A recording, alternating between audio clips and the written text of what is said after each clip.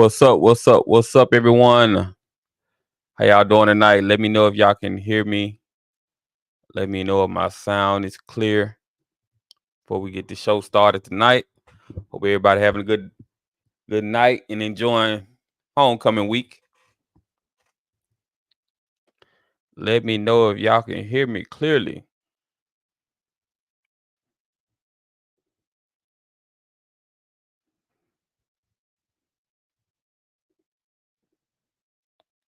Let me know if I'm good. Am I good? Let me know if my mic is coming through clearly. Can y'all hear me?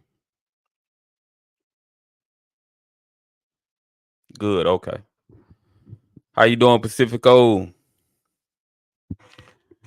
Appreciate it. All right. So we good. Wait for a few more people to get on in the room. Appreciate y'all tuning in. Make sure y'all hit that like button so the stream can get out to more people, so we can get in the algorithm. Appreciate y'all tuning in. That fella 81, what's going on, big dog? All right.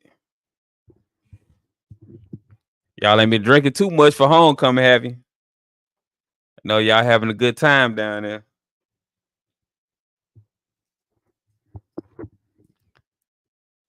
All right. All right, so what's going on, everybody? All right, so tonight we're going to talk about the big news with Jackson State. They extended the AD, the head basketball coach, and the head football coach. This is a great thing for Jackson State. You know, I guess it's a great thing for the fans. They don't have to worry anymore about the future. The future is set, and they get to just keep rocking, you know. I think this was a great idea, and it was a good thing to do it during homecoming week. You know, homecoming week is a special time for Jackson State fans to go back to the school and, you know, experience JSU spirit, and to have that news just going into the game is going to lift the spirits of the whole fan base. What's going on, Christopher Dukes? Is everybody homecoming this weekend? I know, fam, you already had their homecoming, I think. I think the game for this week, though, the best game that's going to be on this week is probably going to be Alabama State and Alcorn State. That's going to be a good game. They play. Then we have Southern and Alabama A&M. That should be a good game as well. I feel like Arkansas, Pine Bluff, they're not going to be a slouch. Jack State, they're not going to just be able to just walk all over them. I think Jack State going to beat them, but I don't think it's just going to be like a cakewalk. It ain't going to be like a Valley type situation. Grambling plays Bethune-Cookman, and we've seen Bethune-Cookman, you know, put up a fight. So I don't think Grambling needs to walk in there one thinking that they're going to just do whatever they want to do with them. Then you got Prairie View versus Valley. We already know what's going to happen with that. Prairie View is 0-8 on the season. They haven't won a game yet. Maybe they get one this weekend against Prairie View. At this point, you just don't want to be the team to lose against Valley. So I'm pretty sure Prairie View going to make sure that don't happen. Then we got Texas Southern versus FAMU. So I seen a lot of people talking about some of the Colorado guys coming to the homecoming. How does everyone feel about that? I wonder how y'all feel about that. I'm going to open up the phone lines in a bit too, so people can call in. Just gonna wait for a few more people to get in here. Then I'll open up the phone lines. But let me know how y'all feel about that. That'll be a good conversation for us to have. Uh, give me 1 second, y'all. We love it. Okay. Yeah. I mean, we should though. So what if Coach Prime came to the game? Would y'all be okay with that? I want to know, will y'all be okay if Coach Prime came to the game? Would y'all feel like he would be trying to overshadow the homecoming? Would y'all feel some type of way about that? I feel like people would feel some type of way about that if he came, because it would kind of take the attention off everything. Because everybody would just be paying attention to what's going on with him. AHN. What does the AHN mean, Pacifico?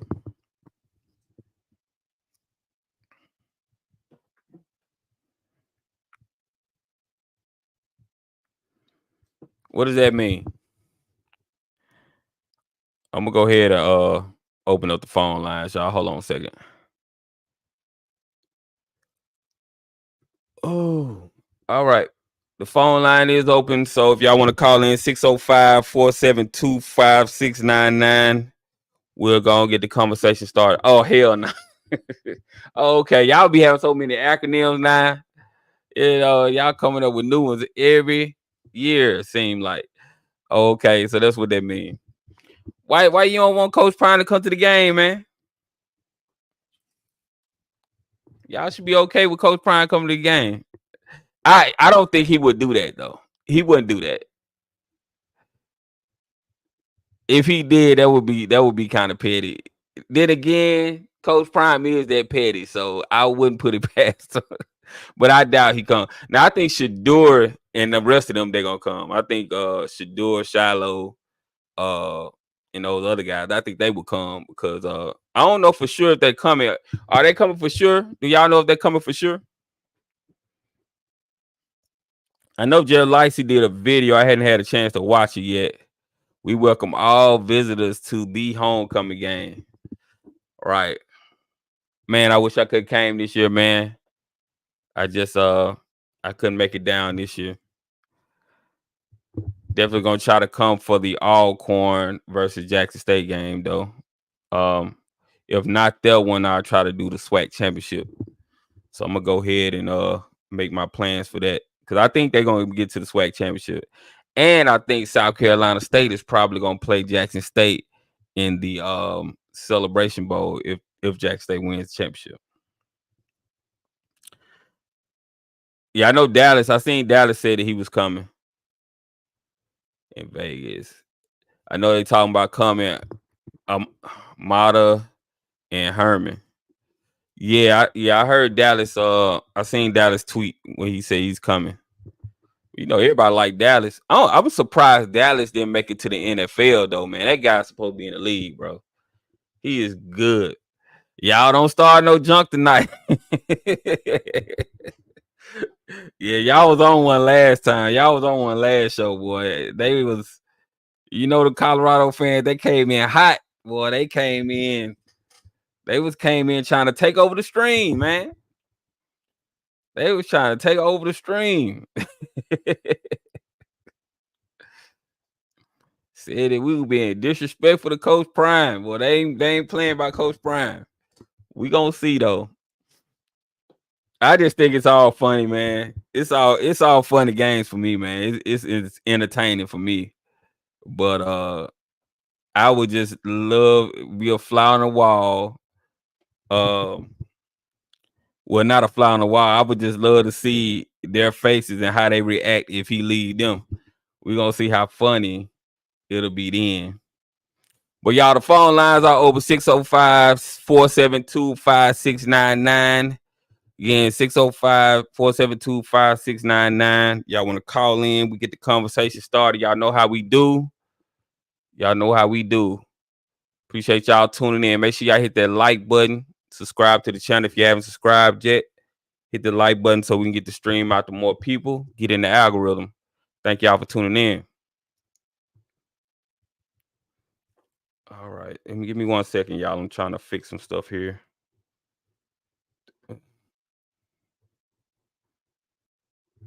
So what y'all think about Coach Mo getting extended? Are y'all cool with that? I think Coach Mo Williams is a good coach. I think he had Jackson State playing well. He just got to win some more games, but I think they're going to be pretty good this season. He's getting the players that he need in there, so I think it was smart to extend them. And then I feel like Ashley Robinson, he's pretty much the brains of everything that's going on with Jackson State, and keeping him in house was one of the most important things they were supposed to do.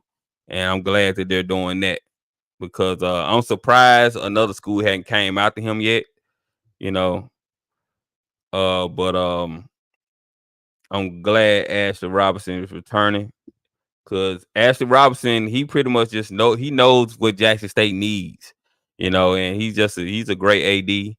And then Coach Taylor, he's doing his thing, young coach. He's gonna be around for a while. So Mr. Ford coming on today. I haven't talked to Mr. Ford. I haven't talked to Mr. Ford in a minute. Hopefully, he's watching the stream and he'll come on. Mr. Ford just pop in whenever he want. But he's always welcome to come. I would definitely love to talk to Mr. Ford. I haven't talked to him in a while, so I would definitely love to hear from him. So hopefully he calls in this stream or one of these streams that we do. Mo Williams got some ballers on that team. Yeah.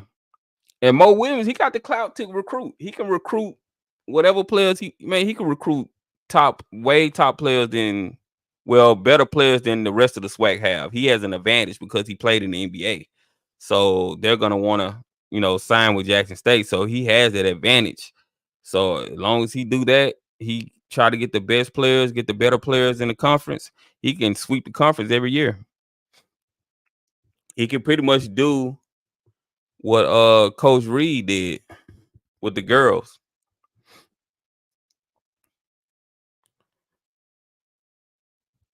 My boy Spank from JSU is going to be a dog for us and Mo. What position does he play, Mike? I gotta look into that. What position does he play? Is he a big or what?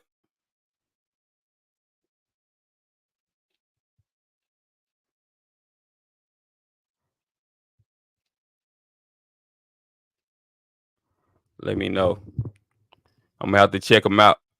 My best friend is the coach for Callaway, the head coach for Callaway Callaway High School in Jackson, and he got some nice players over there too. So hopefully he can send some boys over there to Jackson State.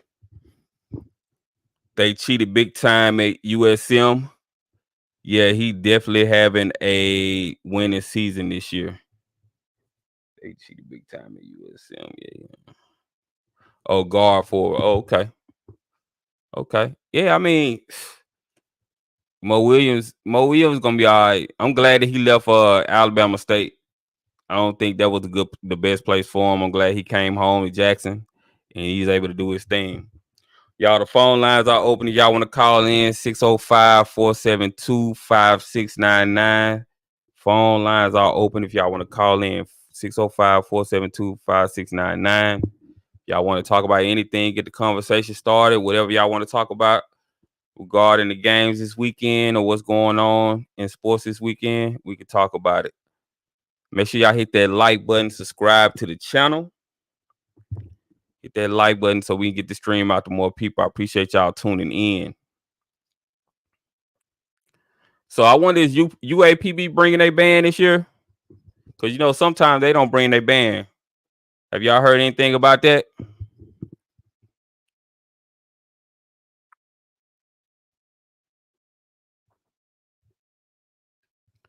Have y'all heard anything about UAPB bringing their band? Hopefully they do. I hate when just one band comes to the game, and for some reason homecoming is usually like that. We just usually just be the boom there. Even though I'm okay with just listening to the boom, but I like when both bands are there. So hopefully UAPB brings their band. I know the last homecoming game I went to, what was that? Who was that? That was the last homecoming game I went to. I think it was Campbell. I want to say it was Campbell. Didn't we play Campbell for homecoming one year? I kind of hate when bands when you say you hate when bands come now. Why you hate when bands come? I think that was Campbell that we played because it was like real packed. Even though it was homecoming and shoot, they damn near packed the stadium out without the other band and the other fan there. It was packed. I think that was the last homecoming I went to. No, man, I like both of the bands being there, man. You gotta have both bands, man. That creates the atmosphere.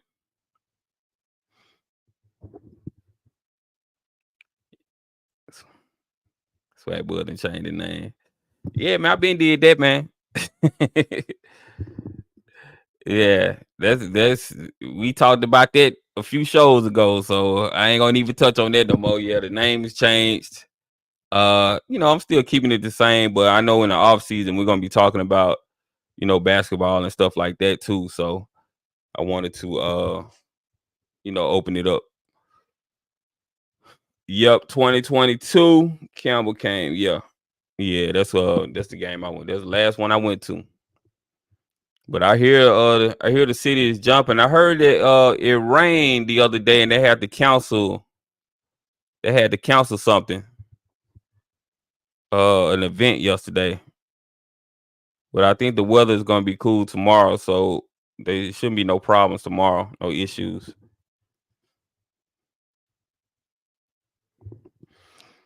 Make sure y'all hit that like button, subscribe to the channel, hit the like button so we can get the channel out to more people. Appreciate y'all tuning in. The phone lines are open. 605-472-5699. I appreciate y'all tuning in. 605-472-5699. Yeah. See, the phone line kind of dry right now. So y'all wait till the last minute to start calling in. I see how y'all do. That's how y'all do. Y'all wait till the last minute to start calling in. Or we start talking about Colorado. Y'all start calling in then. I need to start? Do I need to get some folks emotional so they can start calling in? Like last show. Yes, the alumni band march was canceled. Oh, okay. Yeah. No, I'm just playing, y'all. I ain't gonna do y'all like that.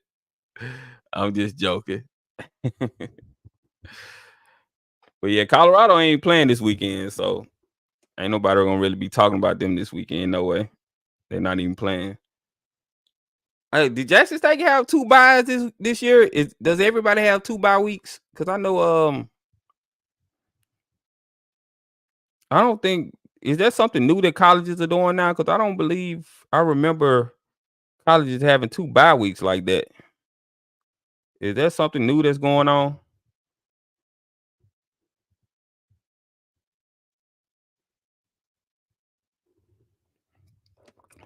Oh, buddy called in 3 times. He was emotional, man. What you talking, man? JSU didn't have 2 bye weeks. Yeah, that's new. Okay, yeah, I thought it was new because I'm like, man, what is this? The NFL? They trying to be like the NFL now with 2 bye weeks?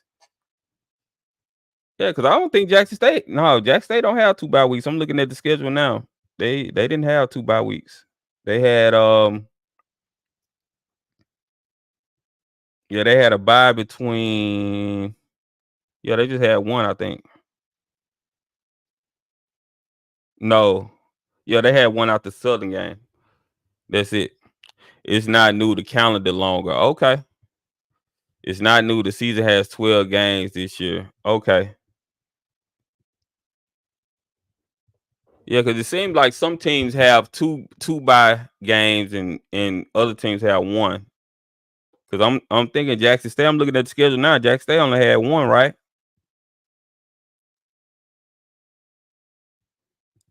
Yeah, it looked like after the Southern game they had a 1 bye week before playing Fam State.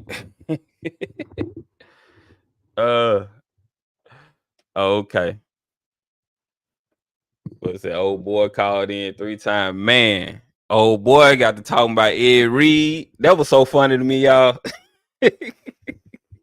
I actually had to listen to that stream over again because that was funny. Dude was funny, man.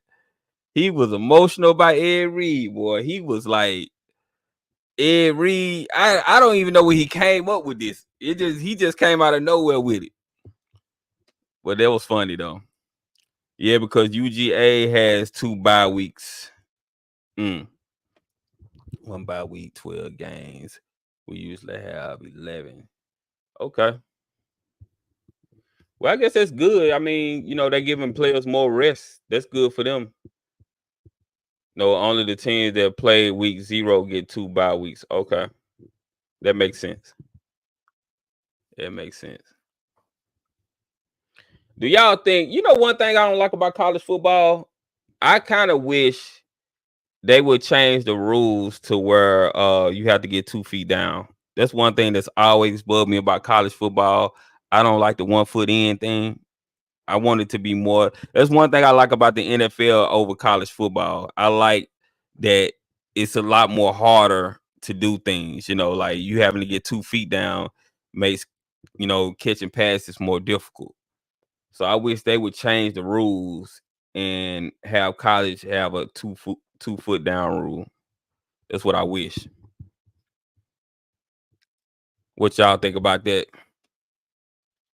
Because it always made it seem to me that kind of make the college game seem more amateurish. And I mean, we got players getting paid now and everything like that. They need to come up with something like they need to make it like professional pretty much. I want pro rules. I don't want all this, 1 foot down. I tried to call in. The message says I need an access code. Oh, hold up. Really? Hold on. Hold on. Give me 1 second. Let me fix this. Give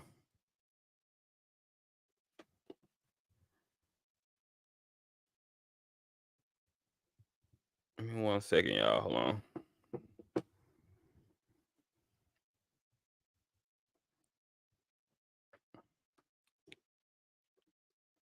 Give me 1 second. Let me make sure I got the right number on there. You know what? I don't have the right number on there.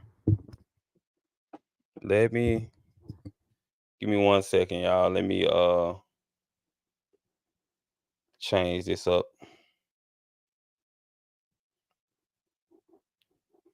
My bad, y'all. I may have made a mistake and put the previous number that I was using on there.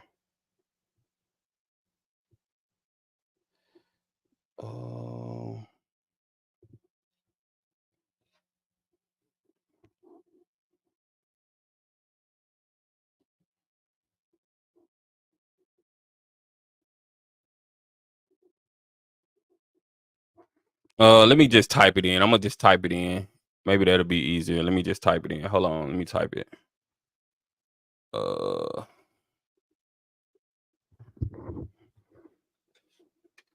Call in.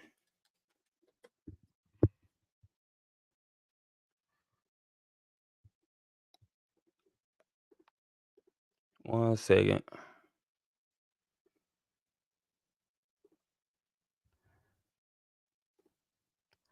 All right.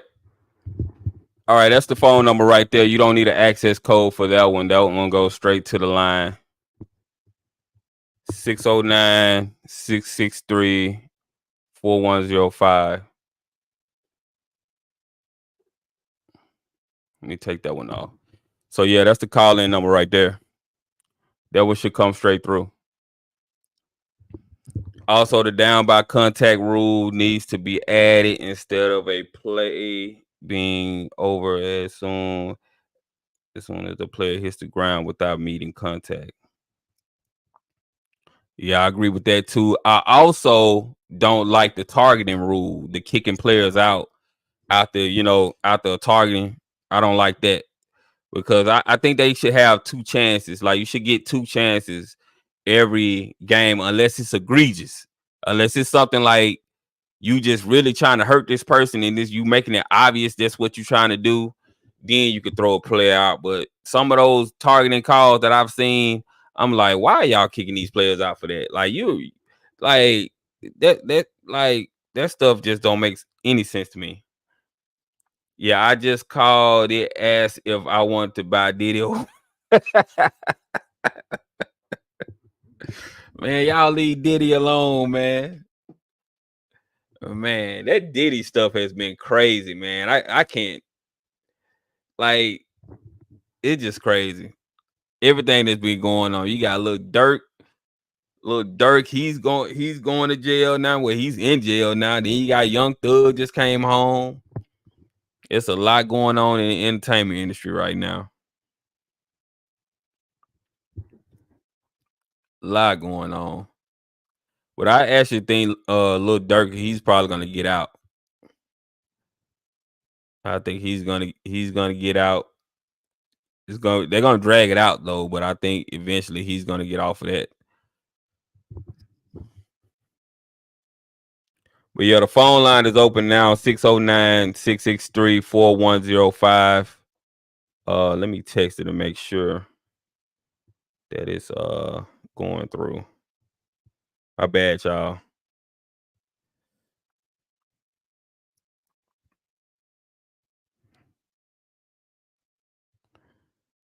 See, I can't until the Diddy trial happens.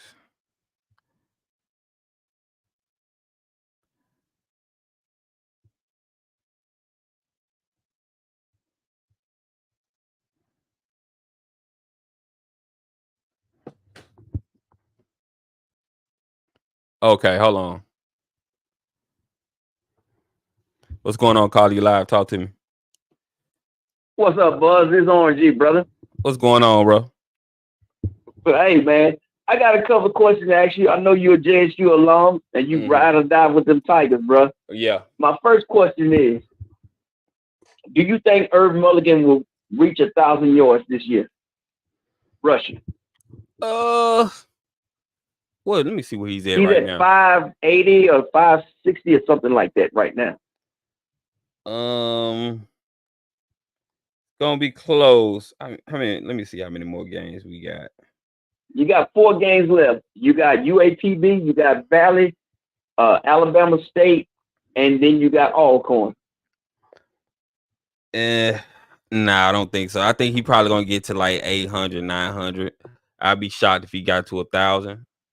I believe by the end of the season, counting the postseason, he's gonna be well over 1,000. I think that, but I don't think by that Alcorn game, I don't believe he's gonna be I don't think he's gonna be over 1,000 by that Alcorn game. Hell, he can rush for 200 against Valley himself. Yeah, that's true. But he's going up against Alabama State and Alcorn. They got good defenses. Now Valley, unless he run for like 200 against Valley, then I can see him doing it. But I don't know. I mean, he might be. I think he's gonna be in the 900s by the end of the season, and by after the postseason, I think he'll be well over 1,000. Now let me ask you this. Yeah. Last week, Jackson State put in. Well, I don't want to call him the backup quarterback, but that's basically what it is. They put in the backup quarterback, and he threw for a touchdown. He had a pretty good little series or whatever, a couple little series. Is there a quarterback controversy, or is he prepping this guy to take over in worst case scenario, or what's going on with that situation? I mean, when you're up and you know you're gonna win the game, coaches do that. They get the second quarterback rep just so they can get some game experience. You know, just so whenever you need them, if your starting quarterback does get hurt, you know they've been out there. They know what the game speed feels like. You know they've been out there before. So some coaches do that. I don't think it's a quarterback controversy. I think he's gonna ride with Morgan for the rest of the season, and I don't think that's gonna change no time soon. Okay, now with the last 4 games that I just announced, and you said Alabama State, which does have the best defense in the SWAC. But tomorrow, you going up against the number one wide receiver in the SWAC. He's probably one of the best in FCS, not in all of college football. It's not in all of college football. With the problem that Jackson State is having on the left side of the defensive back, do you think there's going to be a problem tomorrow? Because Jackson State has shut down the last two opponents in the second half. In the third quarter against Bethune-Cookman had like a -1 yard. But during that first half, if you notice, they are picking on Jackson State left side. Do you think there's going to be a problem tomorrow in the second half? Not so much the first half, the second half of the game. When it comes to receiving, I think I'm gonna be honest with you. Our cornerbacks, they're just okay to me. They could be torched if they go up against a good wide receiver. I think that's the weakness of Jackson State defense. Is probably their corners. So I think there's a chance he can get off, but I don't think their quarterback is going to have any time to throw the ball, though. That's the thing about it, because I think Jackson State D-line is going to be putting a lot of pressure on him. Yeah, with Webb and the other brother back there, them some big old boys, man. Yeah. And now I'm not saying UAPB is gonna beat Jackson State. That's because they in the comments saying, did he say in all of college? Man, them folks, man, boy, them same folks making comments, they afraid to call, man. So I don't pay attention to them comments, man. I said FCS, you jive turkey. But man, come on, man. Look at that cat stats, man. That dude is no slouch, man, for UAPB now. He ain't no slouch. UAPB does not have a defense. You talking about number 11? Are you talking about number 11? What's that? You talking about number 11, right? I think yeah. Okay. Yeah, that cat, he's smooth now. He will torch you. But yeah, he got almost 1,000 yards already. I'm looking at his stats. He got 944 yards, 44 receptions, 7 touchdowns. So he's been doing it. Yeah, I'm telling you, he'll do it. But the thing is, with Webb and them other guys, what I like about Jackson State the most is they're one of the few teams in the SWAC that can actually make an adjustment that benefits them. If Jackson State stopped turning that football over, which last game they had 0 turnovers, that's a blessing. If they stop turning that football over, nobody's going to be able to touch your team, brother. I'm telling you that now. But, the Grambling game, I don't like to bring up bad stuff about any team, but that Grambling game, oh man, I thought I was watching the Three Stooges out there. They what?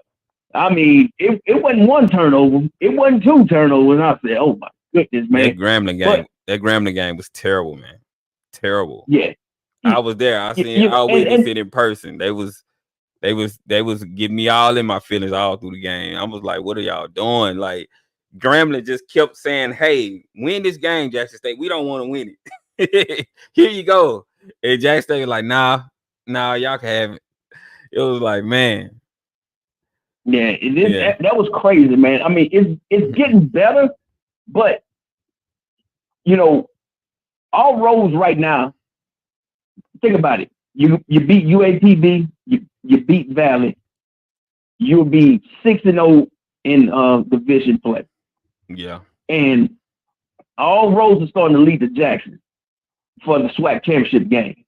Yeah, but the only thing I don't like about that SWAC championship game, I said this previously, is that Alcorn may make it to the SWAC championship game, and you'll be playing them 2 times in a row, and it's always hard to beat a team twice in a row.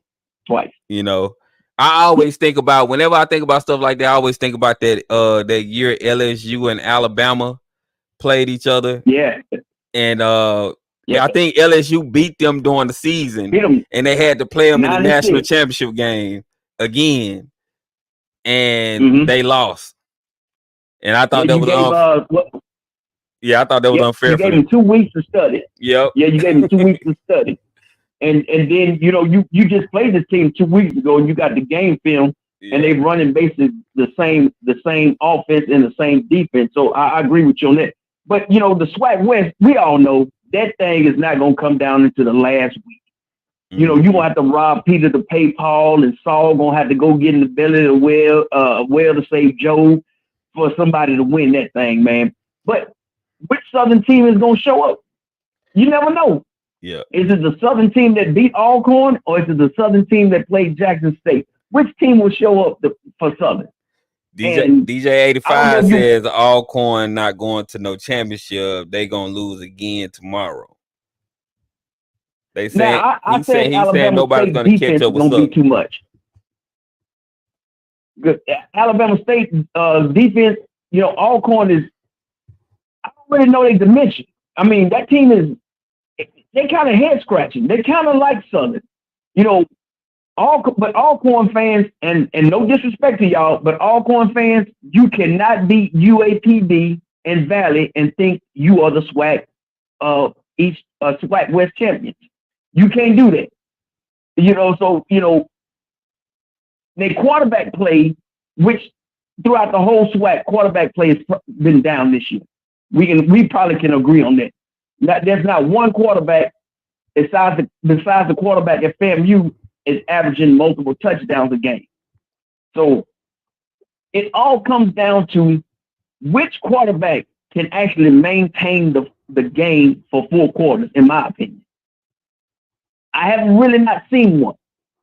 If Alabama State, they on a 4th-string quarterback. I think he was a wide receiver. Now he's the quarterback now. If they had a quarterback, I would really be worried about Jackson State playing Alabama State in Montgomery. But without them having a quarterback and how Jackson State is able to adjust, the game will be tight, but I think Jackson State comes out on top. Well, I know they'll come out on top because I don't think Alabama State defense is ready to stay on that field like that. Now, even though I'm not saying Herb Mulligan is going to run for 180 against them. Maybe he will, but after 3 quarters of them linemen pushing up on you, that defensive line get tired. And I'm pretty sure people know last week Jackson State had a freshman guard start on the right side, and that young brother was moving. Even though it was Bethune-Cookman, but to come in that game like that hadn't played too much all year, he did a hell of a job. So I think Jackson State, recruiting-wise, they started to get down in the trenches. And that's another thing throughout the SWAC that I haven't seen except through Jackson State. The offensive line is moving people. So, yeah. And I think if Herb was not hurt for the first 2 games of the season, he'd probably be at the Monroe game. Yeah, he might have got about 60, 70 yards. A lot of people saying Southern is going to be the one that goes over Alcorn. I'm looking at their schedule now. They play Grambling last. I think they can probably lose that Bayou Classic, but they do got an easy schedule from here on out. They only play Bethune-Cookman, UAPB, and Alabama A&M. They probably can use the Alabama A&M, but Alabama A&M is a East team, so yeah. I mean, Southern took care of business last game, so they did what they were supposed to do. But Southern has the best pass defense in the SWAC. Well, game with UAPB. Go ahead. Yeah, Southern has the best pass defense. So when UAPB, that'll really test them against the wide receiver. But then again, you got to think about it, man. Southern, I think Southern has. This is my opinion. Let me say this: Southern has that we are the pretty boys of the SWAC mentality. You come play us in our stadium. We got the fancy lights. We got the scoreboards that go up and down. We shoot fireworks. And then if you mesmerized by 30,000 people because, they sold out homecoming, the teams get confused up in there. And I think that was Alcorn's biggest problem. They probably ain't played. Yeah, I said game before last. I meant the Alcorn game, the game before last. Yeah, I know what you're talking about. Yeah, Yeah, let me say this to them real quick. Hey, y'all, if y'all want to call in, phone lines are open 609-663-4105. The phone line is on the screen. If y'all want to call in, hit that line. All right, go ahead. I'm sorry. Go ahead. Yeah, I know what you was talking about because that if you look, I streamed the FAMU versus Southern game. Southern has to get a quarterback that can hit a wide open receiver. I'm telling you, it was probably about 6 good passes where the quarterback, I don't know where he was throwing the ball to, but these guys were wide open because, FAMU is acceptable on the run and the pass this year. And FAMU, the games that they won in the SWAC, most of them have been by 6 points or less. Jackson State defense, turned up in the fourth quarter, and that sealed the deal. So FAMU can keep winning, but they are acceptable to get their behind kicked. Coach Maynard, his last game may be, they had to reschedule the FAMU game. That may be his last game. And I think, Coach Maynard just letting it all out now. Hey, I know I ain't coming back. It's about a 99% chance he ain't coming back because Eddie Robinson beat him 3 years in a row in the Magic City Classic. So I don't know who you think Alabama A&M would. What's that? I said you think it's over with for him. Oh yeah. Coach Maynard, he can come over in the boom room and drink some moonshine with me. It's a wrap for him. Man. It's a wrap. Yeah. That classic between Alabama A&M and Alabama State. Those folks take that game so hard and so serious. Before Coach Robinson came to Alabama State, Coach Maynard had won 4 years in a row. He's on a 3-game losing streak. So who would you want to be the head coach at Alabama A&M? Oh man, bro. What if the Ed Reed guys on here? He gonna say Ed Reed? Oh man, look. You tell that dude to leave Valley alone. Man, Valley ain't got nothing to do with it. Look, Valley got a new scoreboard, a new field. Valley's happy. Leave Valley alone, man. Valley actually putting up points this year. Leave Valley alone, man. Man, I thought that man was losing his marbles. I said, bro, if he thinks the facilities at Bethune-Cookman is bad, you go to Valley, the mosquitoes and the gnats will fly you off out of there, man. Right. So, I don't know what he's thinking, man, but hey, some of these folks, hey, SWAC, bro, let me say this. Some of these folks, man, need to really lay off that damn brown corn liquor, whatever they taking, man. I don't see anybody going to Alabama State except somebody that's embedded in that program. Because it's a hard sell to get somebody up there. The facilities are nice. Yeah, Alabama A&M, they upgrading their facilities, so it's not a bad school to go to. No, the facilities are nice, but I mean, it's still a hard sell, man. And then you got to think about it. Coach Maynard, this year he just won his 100 game. Mm-hmm. So you got a lot of folks. You know how the old school SWAC alumni is, the ones that putting them dollars in there. If they don't like you got to go. But the SWAC went through a transition last year. We had five brand new head coaches. And some of these people are having buyer remorse. Then some of them are like, give them another year. But you got a lot of people like, okay, we got a new coach. We got this and that. We're going to win the championship. I had to tell a lot of people, you might want to pump your brakes. It's hard to recruit, and the transfer portal is getting crazy and crazy. Because isn't it a new rule about the transfer portal? You got to transfer by a certain date now to play the next year. So that makes recruiting harder as it is, man. They change these rules for transfers. It seems like they change them all the time. I can't keep up. Yeah. That's what I was telling people. I said, man, I thought you can go on, but now it's like you got to be here by a certain date in order to play. And then but it's gonna eventually just turn to free agency, I believe. It's really it's just gonna be definitely, man. I mean, it's gonna be like free agency. Like you just once you go to another school, you can play immediately. Like I believe that's probably what it's gonna eventually be. Because see, coaches do it. that coach, your coach can leave or get fired or whatever at the end of the season, and 2 weeks later he coaching, he on campus and he recruiting, and he in the in the weight room with these guys and all this other stuff. So it's I just seen it. Yeah, he said Ed Reed is going to Valley. Man, stop. No, leave Valley alone. Look, Valley got enough damn problems, man. People, man. We need some more people calling in. Why y'all ain't calling in? 609-663-4105. The phone line is on the screen. Now, y'all say y'all want me to keep doing SWAC streams, SWAC streams, but y'all don't want to hit the phone line. Hit the phone line so we can keep the show going. Yeah, exactly. Man, y'all go ahead and call it and put out them thoughts. Way old buddy with the Mr. Emotional called in 3 times talking about he been watching SWAC football since the 60s. Man, if you don't sit down somewhere, man. I guess I gotta talk. Man, but you gotta talk about Colorado for folks want to blow up the line. You talk about Deion, they want to blow up the line then. Don't talk about the PWI Messiah. Ooh, no, man. Them people go crazy, man.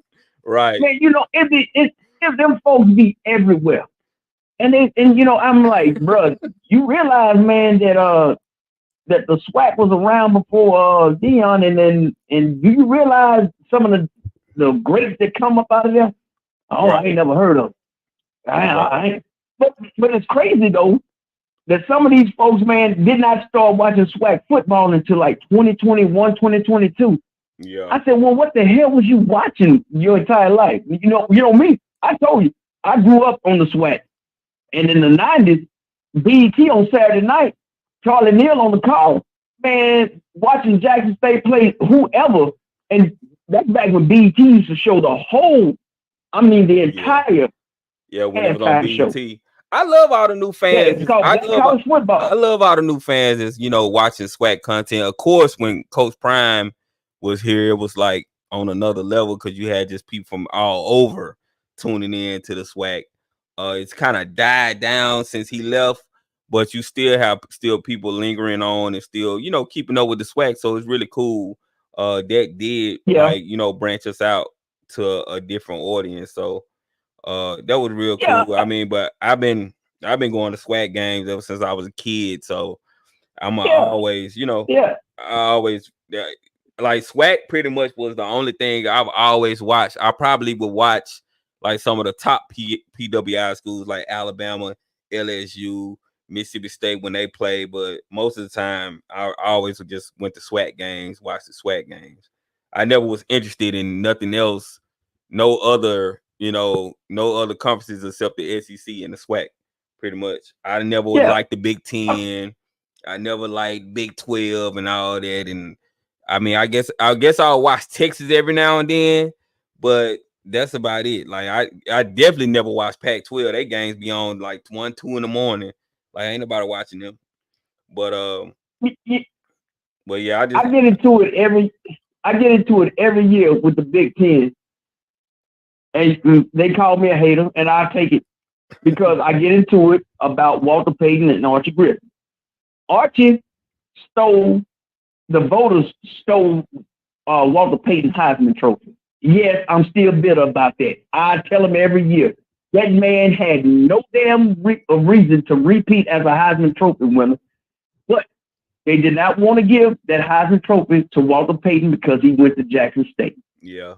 Even though the scouts and everybody else said Walter Payton is going to be the better player.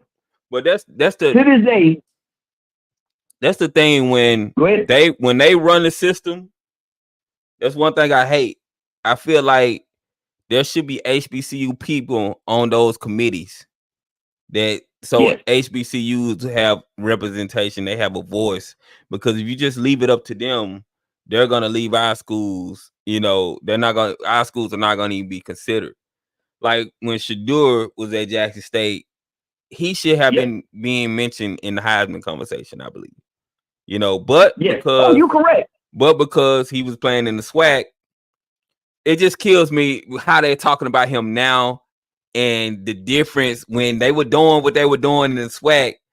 It was going viral still because I remember those Jack State videos are still getting millions of views on social media. But they was kind of trying to say, oh well, they doing it in the SWAC. They couldn't do it if they was over here. Now they're on a Power 5 level, and they're still dominating. The leaders of that Colorado team are people from Jackson State. And so, what you gonna say now? And I was about to say that. You show me a star in Colorado that did not come from an HBCU. Right. And I tell people all the time, Rashawn Salam won the Heisman Trophy over Steve McNair. Jerry Rice lost the Heisman Trophy to Doug Flutie. Now, you mean to tell me those names that I just said, and that Steve McNair belongs, I know Jackson Alcorn, that I was raised up in that rivalry. And I know folks ain't gonna like it, but Ed McNair deserves the Heisman Trophy. And he deserves to be in the NFL Hall of Fame. Now, I keep telling people. Hold on, they said the Big 12 is a weak conference. So y'all think Travis wouldn't be doing what he doing in any conference? I think Travis would be doing he would be doing what he's doing in any conference. Shadur would be doing what he's doing in any conference. It don't matter.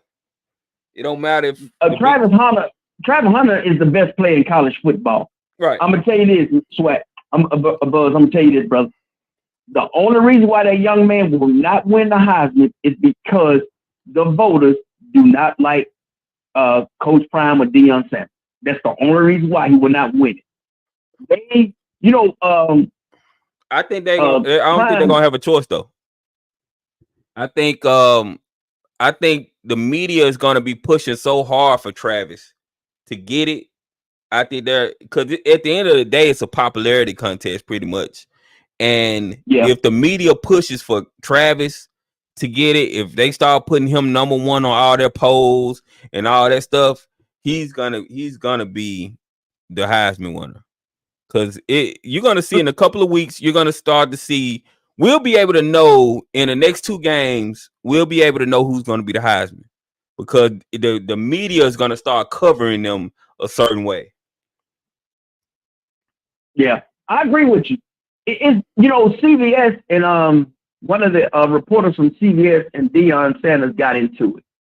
I don't really too much follow Colorado like that, but they ended up saying like he was the second worst coach in the Big 12 or something like that. Some of them people in the comments might know, but I was like, they said Coach crazy. Prime was the second worst coach in the Big 12. How though? Now I did. Yeah, that's what I said. I'm like, how? I'm like, bro. I'm like, Colorado hadn't been relevant since Cordell Stewart. And I'm like, if you can take a team from 1 win to 4 wins and to 6 wins the next year, say it finished with 8 wins, that's no way the worst coach in the second worst coach in the Big 12. With the type of schedule they have, I think that, not saying he's coach of the year, but I'm like, that is damn great, man. I mean, you took over a program. I think they don't like the way he's taking it over. Oh, but okay. This is I'm looking at the article right now because it's on CBS Sports. They wrote this in August of this year, so they had him as ranked number 15 in front of the Arizona State coach. I mean, I'm pretty sure they're not saying that now. They were saying that coming from last year because they thought, it was like, okay, he only won 4 games in the Pac-12. He's gonna come to the Big 12 and he's not gonna win that much. That's probably what they thought. But I'm pretty sure he's changed that narrative now. They got to give him his respect because he's beating good teams. He's beating Cincinnati. Yeah. Cincinnati is not a slouch. No. I mean, but you know what though? From what I've been seeing on the intertubes, some of those players that played at Colorado and at Jackson State, they coming back to homecoming tomorrow.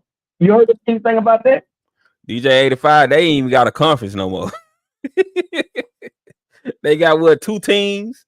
They just brought in 4 more teams. He talking about the Pac-12 was a strong conference. They ain't not a strong conference no more. Man, come on, man. It's not that hard to be one of the best coaches in the Big 13. That conference is ass. Okay, hey man. Like when I tell folks, man, hey, go out there and try to coach Pee Wee football. If you think everything's so easy and it's just you can go out there and be a coach. Go out there and try to coach Pee Wee football. You see how difficult that is. Now Yeah. you imagine you coaching on a level like that, man. I mean, like we talked about a little bit earlier, between recruiting and the portal. Come on, man. I mean, I think college football, they really gonna have to settle down and try to get this under control, man. Because if you thought last year was crazy, this is with that new rule, it's even about to be crazy. And with this 12-game playoff for the college football playoff, now you won't be able to see those players sitting out. Some of them might. You never know. Some of these people, man. Then some of those folks that once the playoffs start, after they lose that game, some of them gonna be gone. Yeah. And the drop Colorado in the SEC and see how good they'll be. I think they'll be middle of the pack. I think they could beat a couple of SEC teams. Not none of the top echelon teams. No, they won't be able to beat Alabama. Well, Alabama kind of struggling this year, but they still good. They still way better than Colorado. Team they play. Yeah, but I think they can get some of the bottom feeder SEC teams, but yeah, they can beat Mississippi State. Yeah, I don't know. They can beat because you have to understand the SEC. They recruit their linemen and defensive linemen. The way they recruit bigger guys. So, like when I look at Georgia, when I look at Georgia, when they go play a team, another Power 5 team that's like not in the SEC, I just be like, man, they just look totally different. It's like just a clear size advantage. I'm dating myself, but back in the 90s when I was in college and stuff, those schools' meal plan was damn near half of the damn budget in the SWAC. I'm serious, man. They meal plan. These young men that go to those schools, they start off recruiting them in like the 6th and 7th grade. They start looking at them like that. Yeah. But the way that they eat and they strength and they conditioning is built into their budgets like that. So you got a weight room that costs $17 million at a lot of those facilities. Have you seen Texas A&M and LSU weight room? Oh yeah. You'll be like, man, ain't nowhere in the hell. That's why the SWAC had to upgrade their facilities, upgrade their training tables. They had to do that because that's how you're gonna get in the edge in the SWAC. Your nutrition, getting your players the best nutrition they can get, getting them the best workout equipment they can get. That's gonna give you an edge. And you see the teams that made that switch are the teams that's being successful in the SWAC right now. The teams that have good training, and good nutrition. Like I tell people, anybody can recruit a 300-pounder. Yeah. Can you get him in conditioning and shape and training and keep him disciplined on that? Because if you look at a Georgia, Alabama, LSU, look at the average weight on those offensive lines. Some of them are like 330 pounds. That's the average weight. And these dudes can move. And now you look at a 300-pounder in the SWAC, not all SWAC schools, but some of them SWAC schools, I think that tackle, I think it's the right tackle from Alcorn. I think he's from Yazoo or somewhere he's from. That has to be one of the biggest humans I've ever seen. But you can tell that his work ethic is not that great. I'm like, damn, dog. Because when I first seen him, I'm like, there's no way this young man is only 21 years of age. Oh, no, he wasn't even 20. They said he was 20. I said, there's no way this dude is that. I want to answer this question from Mike Wallace. He says, Colorado is 4th in the Big 12. Tennessee is 4th in the SEC. CU versus Tennessee. Who's winning? I think Tennessee will probably win, but Shadur to me is the X factor. If you have a great accurate quarterback, you can win. If they protect Shadur, he can win some big games. We've seen him do it. It's no different. Even though he's on Power 5 level, it's no different. If they protect him and he can throw, he has time to throw, he can beat some of those SEC teams, I believe. I'm gonna tell you this. If Deion Sanders stays at Colorado and he get those offensive linemen recruit wise, and the coaches that he got, because he surrounded himself with some damn good coaches. Yeah. If that offensive lineman the offensive line at Colorado could ever get stable, there's gonna be some trouble. Now that's another thing I wanted to ask you. Do you think Shadur is coming back next year? Oh heck no. Oh, he gone? Oh yeah, he gone. Like this is his exit. This is his last ride. He's gone. Like they already preparing to go to the league. It's over with. Like this is it. Him, Travis, Shiloh, all of them, they gone. Well, I really hope he don't go to the Carolina Panthers. A lot of people saying Deion. Yeah, I hope he don't either. Cause I'm really hoping he go to the Saints. You know, me being from Mississippi, the Saints is the closest thing that we got. So that was a team I was always rooting for. But if he went to the Saints, that would be amazing. Cause just think about all the people from Mississippi, they're gonna come down to the Saints game to go see him play. And I just think they got to get rid of Dennis Allen, though. You got to get rid of him now. Get rid of Dennis Allen. I believe they're gonna fire him though. Yeah, I'm about to say I can drink me a liter of moonshine and coach better than that man. Get rid of him. Now I believe they're gonna fire him and get somebody else in there. And I think Carolina might have the first pick. I'm hoping the Saints can squeeze up in there and get the first pick. I'm cool with them just tanking. Go on, tank for Shadur. Just go ahead and tank because I don't want him to go to Carolina. I actually think he'll probably rebel and be like, and demand a trade. He probably wouldn't go to Carolina. He probably wouldn't want to go there. Well, from what now this is what I heard. It's all about the Travis Hunter sweepstakes. That's what I heard from a lot of NFL folks. It's the Travis Hunter sweepstakes. So if you're the Saints, because you got to think about it, Derek Carr, he under that $100 million contract. Who would want him? So they would have to get rid of Carr and have to bite the bullet with a lot of money, guaranteed money. So now I don't want Shadur. I don't want Travis Hunter to go to the Saints because they're gonna put him out there on the island and say, "You did this in college, do it here now." Yeah. I can tell you that right now. And the Saints need help. Well, it depends on the coach. You know where I would love for him to go, but I know it'll never happen. I would love for him to go to the Ravens. I think he's tailor-made for the Ravens, but it'll never happen. The Ravens are the Pittsburgh Steelers, huh? The Pittsburgh Steelers. That's another team that I think he would do well. Yeah, but the Ravens, I think the Ravens.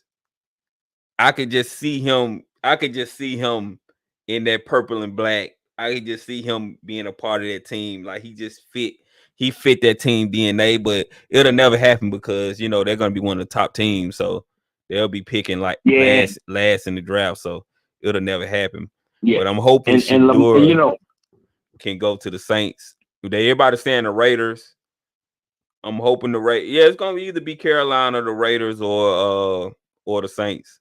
It's gonna be one of those three. Yeah. So those are gonna be the bottom 3 teams, I believe. Jacksonville down there in the bottom 2 now. Don't forget about them. They ain't gonna get rid of Lawrence. Well, I don't know why they won't.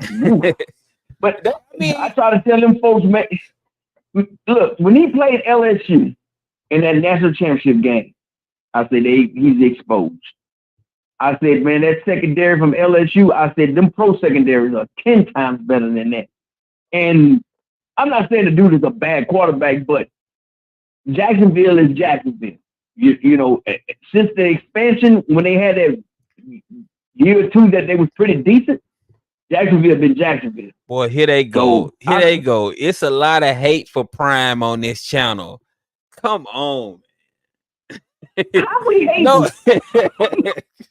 Goodness gracious. Man, you look, Deion Sanders is our Lord and Savior. He's our Black Jesus Christ. Are you satisfied now? Man, come on, man. Nobody hating on that man. Where are we hating on Deion at? Goodness gracious. Like, we can't even talk about Colorado. If you talk about Colorado, you got to be kissing their ass. You got to be saying all positive stuff about them, or you're a hater.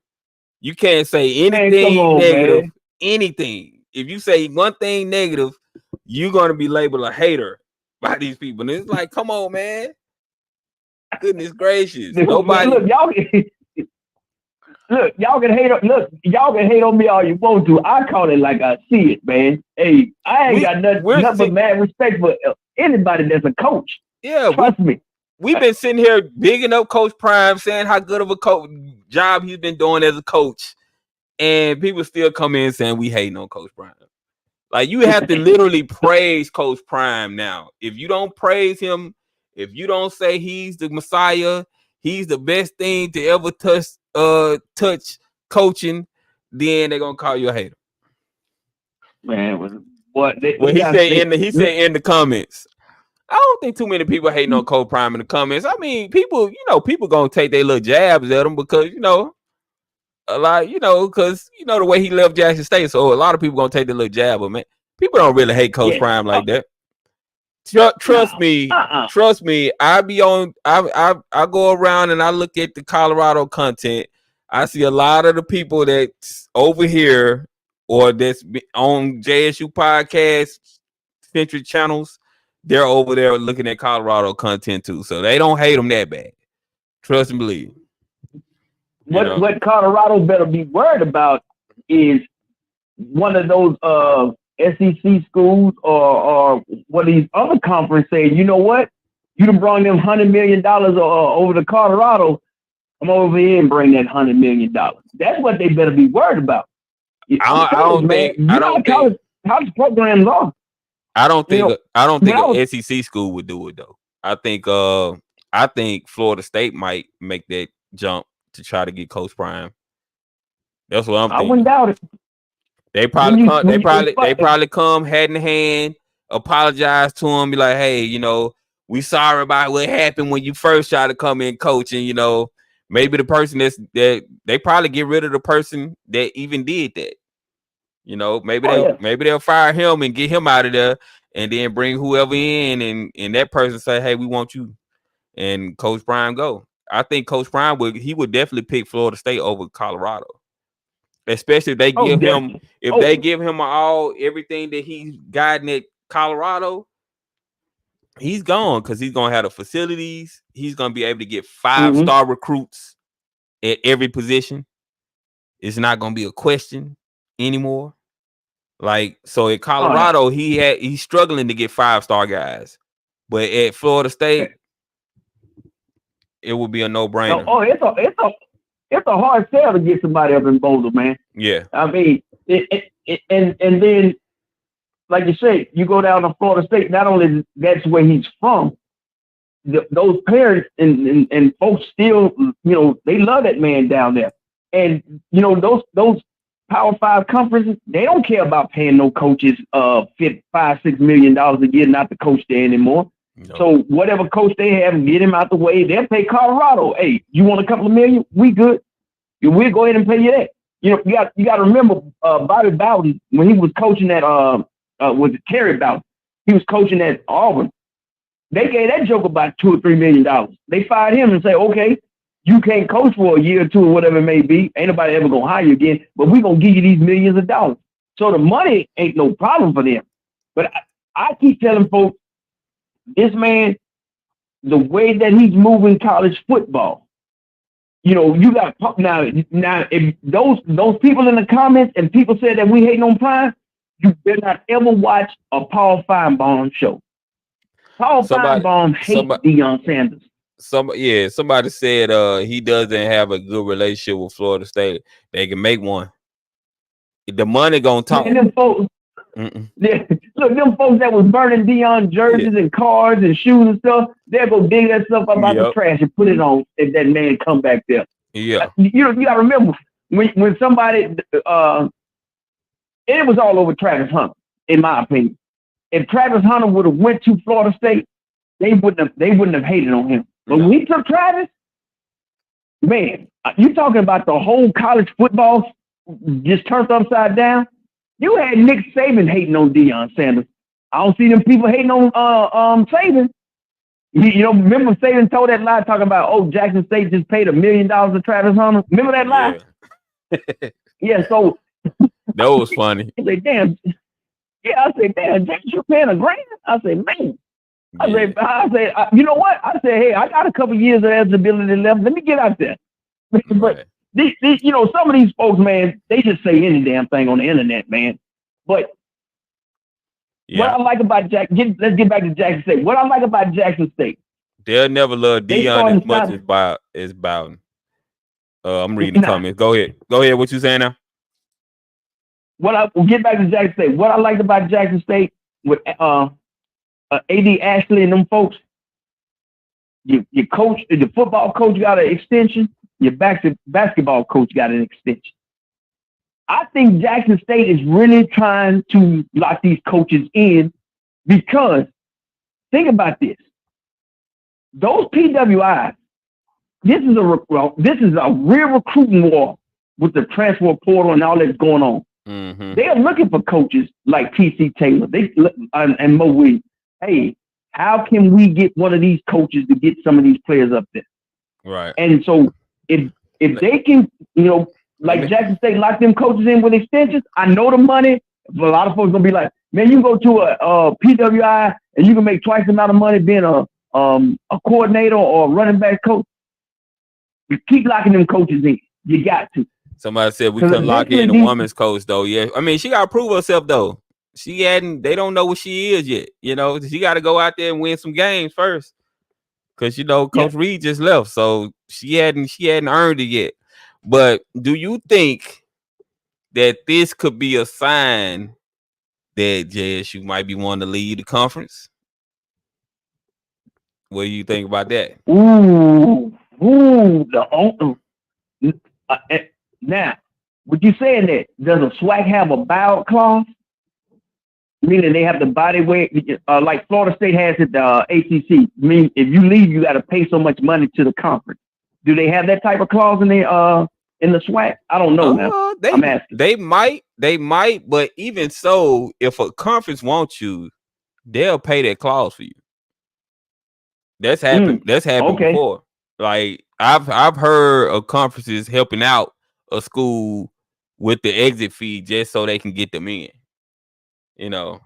But where would they want to go though? I'm trying to figure out. And please don't tell me the Sun Belt or something like that, man. Because no, if it's the Sun Belt or something like that, no, I don't know where would they want to go. I mean, but I was thinking the other day. I think the Sun Belt. Well, the ACC. Well, hold on. Conference USA doesn't have a footprint in Mississippi anymore. So the Sun Belt, they got USM, so they got a footprint already in Mississippi. Conference USA, I think I think Conference USA might be the lowest of the FBS conferences, if I'm not mistaken. And they don't have a Mississippi team anymore, so I don't know. But I don't think Jackson State is leaving the SWAC. But I'm just speculating. Like, what if they're locking these coaches in like that? They're locking the AD in. You would think, y'all with y'all doing that, you would think that y'all would be wanting to do something. They want to do something with this. They're not just doing this just for no reason. They're locking these people in for something. I don't know if it's because they're about to do a whole bunch of changes to the facilities, stadium, whatever. I feel like there's gonna be a change coming with Jackson State. That's why they're locking in their AD and their basketball coach and their football coach. I don't think it's just just to extend their contracts. I think it's something coming with this. I think there's gonna be more to come. Well, I don't know about them leaving the conference. I think Jackson State want to go back to the dominance of the 70s and 80s. Yeah. I think that's what they want. And because you got to remember, Jackson State went through about 10 years of just horribleness, like horrible Jackson State football. It's like I couldn't recognize who this football team was. I mean, they just had anybody coaching, anybody quarterbacking for a long time. And I think somebody has told them go back to dominating. And the exposure that you got from Coach Prime, build off of it. And I think that's what they're really doing. They're building off that success. You got to think about it. It's a lot of scouts going to Jackson State practices, Jackson State games now. I'm not saying they're going to draft everybody, but it's a lot more attention at Jackson State. And I think it's because you got people, when you got people like Big Phillip Webb and them defensive linemen and stuff like that, I think they bring attention also. Because one of them, I think, was it Webb that played at LSU? One of them guys played at LSU. And I don't know why he left, but I'm glad he did, and he's at Jackson State. So I think the players that TC is recruiting and playing, and it's not just because they're dominating. These guys are actually, you can look at Jackson State. Them dudes are physical. Them some big dudes. Yep. Now that little running back, y'all got that little freshman that ran over Bethune-Cookman last week. Terrell, put some weight on him. Terrell, yeah. Yeah, put some weight on him. That little joke is gonna be bad. Because now I did hear this. PWIs are looking at him. Man, I heard that. I'm like, that's the thing that we always gonna have to worry about. We're always gonna have to worry about those schools poaching, and that's one thing I hate about what college football is going now. It's like I don't want HBCUs to become where they go shopping at. It's like they just come down and just go shopping. They just come get what they want and leave. I don't want that to go on. That's one thing. That's one reason I feel like if Jackson State ever tried to make a push to get out of the SWAC, it would be because of that. They don't want to be. They don't want these PWIs just to come to HBCUs and get what they want, and they'll try to probably elevate themselves just to get away from that. It was an Alabama State. It wasn't Coach Maynard. It was one of his assistants. He said the quiet part out loud last year. He said those PWIs are looking at our players and they recruiting just like those players, especially if they proven or they have a great season. He said they start recruiting those players like those players were back in high school. And people got mad because he said it, but it's the truth though. So if you look at the running back position at Jackson State, y'all got about 4 good running backs? Y'all got 3 or 4 good running backs? Yeah. And one of these schools, it can be just say a UAB, or it could be a USM, or it could be an Ole Miss. I know Ole Miss is looking at Jackson State players. It's just about, since Prime was there, they've been getting a onesie and twosie from the SWAC. So I know they looking. Yeah. And I ain't gonna lie, money talks. Some of these, you got to remember, some of these young kids have never seen $100,000. Which ain't crap to a school like that. And the thing that kills me, they try to act like SWAC players ain't up to the level of these other conferences, but y'all always want them to come to y'all conferences and play for y'all. That's how you know they lying about it. Just like yes. That girl that came from UAPB that play basketball for them. She's at Alabama now. She's doing well at Alabama. She's all on their marketing. She's like, they putting her face out there and everything. Like she's gonna be one of the main players this year. So it's hard to keep our players at HBCUs when you see that, when they see, oh, okay, I could go up there and be the face of Alabama basketball. Or I could be the face. I could be one of the stars on Alabama football team. Now, what the thing about it is, it don't always work like that for them, and they end up riding the bench the whole time when it should have stayed where they was. You know, a lot of You had a guys, wide receiver. a lot of guys go, a lot of guys go, and they should have just stayed at Jackson State. Like, what's that guy name? The wide receiver that Shane went to Ole Hooks. Miss. Shane Hooks. Yeah. He should have stayed at. Matter of fact, he should have went into the draft that year that he had at Jackson State, where he had them viral videos where he was catching the football one hand and all that. His video was getting millions of views. He should have went into the draft that year. He shouldn't have never went back to college. I don't know what he went back for. Even if you would have had to sign as a free agent, your buzz from all those clips that you put out and all those games that you dominated at Jackson State that year when Deion was there, you already had the eyes and the views on you. I don't know what made him. I guess somebody probably talked him into just going to. Well, I think he go to Ole Miss, or did he go to Auburn? I think he went to Auburn. One of them went to Ole Miss. No, I think he committed to Ole Miss, but then he transferred to Auburn. If I'm right, let me know, Chad, if I'm saying that right. I think he went to Auburn and he only played like 2 games, I think. Well, I think he might be starting. Yeah, Auburn. Is he starting for Auburn now? Let me look right now. I can look right now.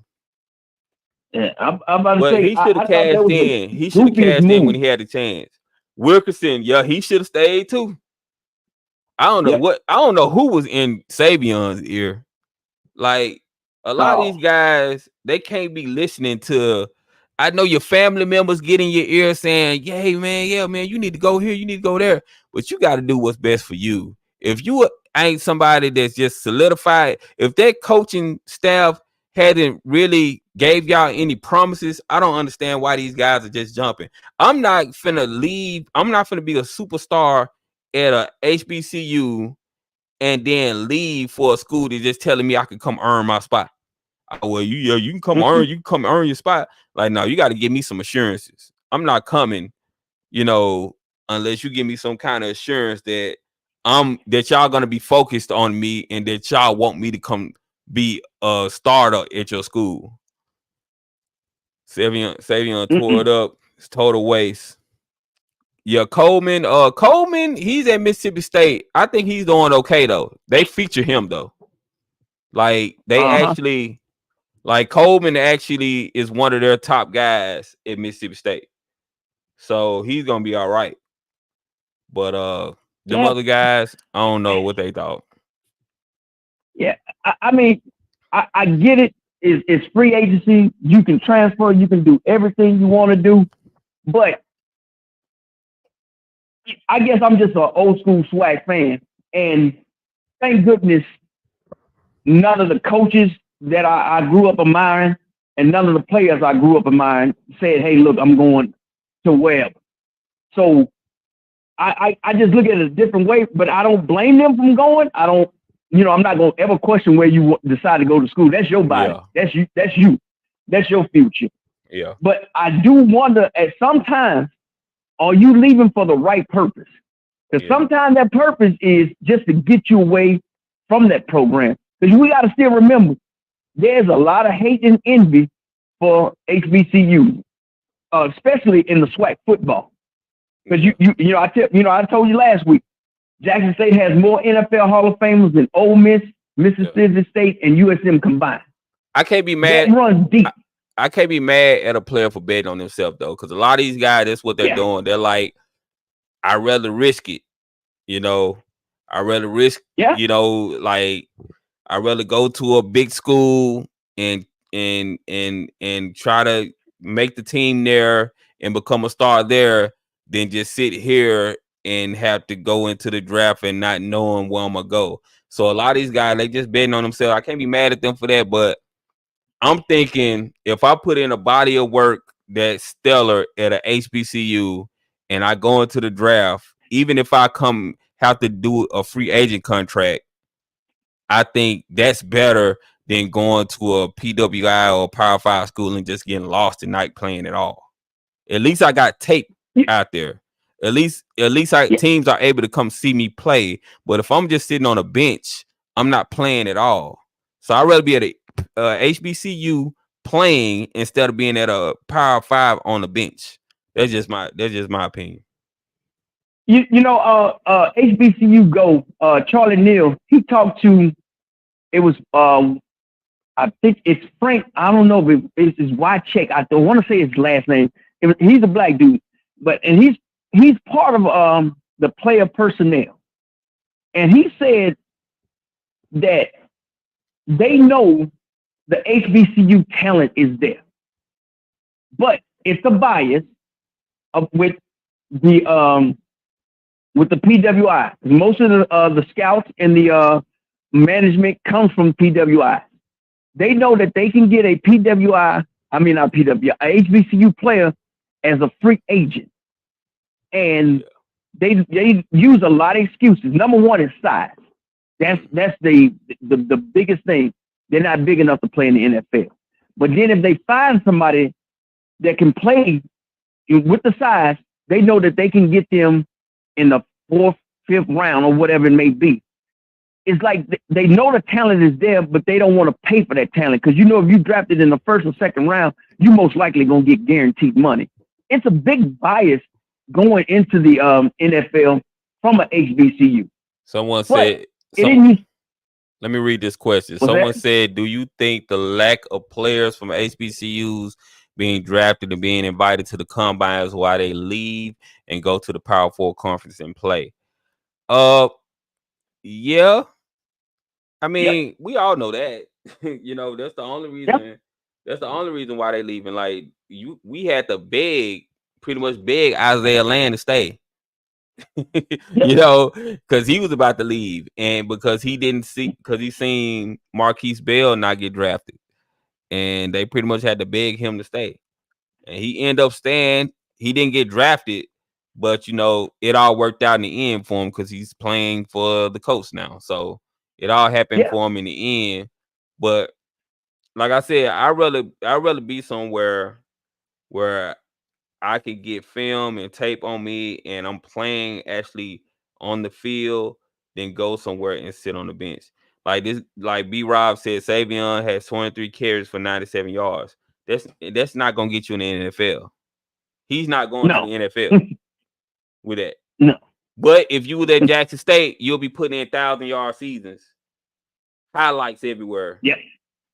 Then you can at least be a free agent pick, and then get a trial, go to a camp and prove your worth, and probably get on the team. I'd rather have the chance to do that than sit at Georgia State and not do nothing. Yeah, I mean, it's listen to that interview with Charlie Neal. It's on HBCU Go. When you listen to that, you're like, damn. Because even at the other FCS level schools, South Dakota State and all them other stuff, they're not getting drafted. And I'm like, damn. And I'm like, so when they broke it down to, you can have this quote unquote 3 or 4 star that went to Ohio State or went to Michigan or went to LSU, Alabama, that probably is not going to pan out for you, but they're connected that way.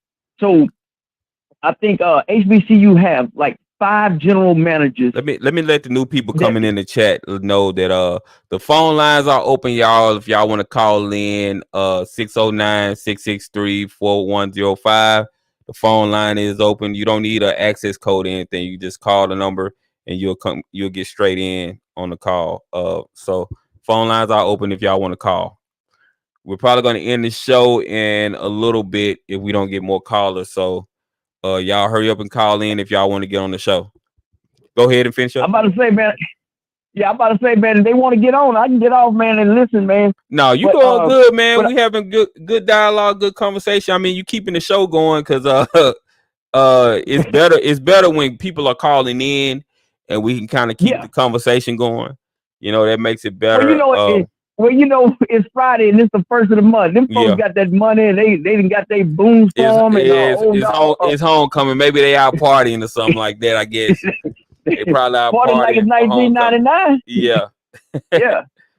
Well, but what I was saying about the about the draft and all this stuff, man. I got another caller coming in now. Okay, man. Well, I'll let him go. Hey, man, appreciate you taking my call and let me speak for a little bit, man. And y'all have a good one, man. Yeah, you're welcome to call anytime, man. You're a good caller. Appreciate that. All right, brother. All right, later. All right. Yeah, I like him, man. He's a good caller. Remind me of Mr. Ford a little bit. What's going on, caller? You live? Talk to me. Shoot, not much.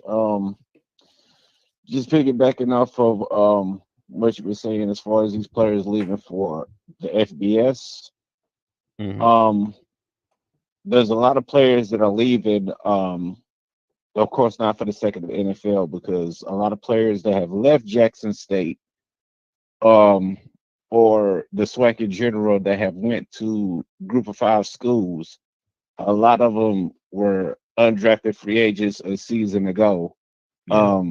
Even Shaden Hooks, I believe last season at Auburn was his last year, and I believe he didn't go drafted as well. Kevin Coleman is one of the leading receivers, if not the leading receiver at Mississippi State right now. Antonio Doyle. Yeah, I think he's gonna get from drafted. the season. Who? Coleman. Coleman, possibly. He might be a day 2, day 3 guy, but I think he's gonna get drafted. Doubt it. And the reason why I said it is because what's the guy that was at Colorado last year? One of the leading receivers, with Shadur Sanders. I forgot what his name is, but you said a guy that was at Colorado last year. Yeah, the leading receiver. Who was Shadur's? It was a light skinned guy. I forgot what his name is. I think he went to Arizona as an undrafted free agent. I forgot his name. Edwards. Receiver. Yeah, last name Edwards, number 3. No. This had to be someone else. Dylan Edwards, right? No, Dylan Edwards went to Kansas State. Yeah, that's what you said, right? Kansas State. No, I'm talking about a receiver. Weaver. Oh, okay, yeah, Weaver.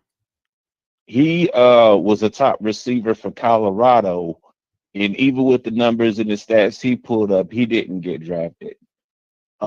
Kevin Coleman is looking to he'll probably be within the middle of the pack in the SEC, but as far as being a drafted receiver, let's just say he gets close to around probably 1,000 to 1,100, depending on the record. It's possible he still might not be drafted. What's going on? What's going on? She love D. She's like, oh wait, y'all talking about Colorado again? We talking about everything. We done went all over the world and around. Jackson State, NFL, we done went everywhere tonight. We've been talking about everything. But I'm with most of y'all. I don't see why they're leaving Jackson State, because it's not like a lot of these players are being drafted because they're not. But I know for the most part the reason why they're leaving.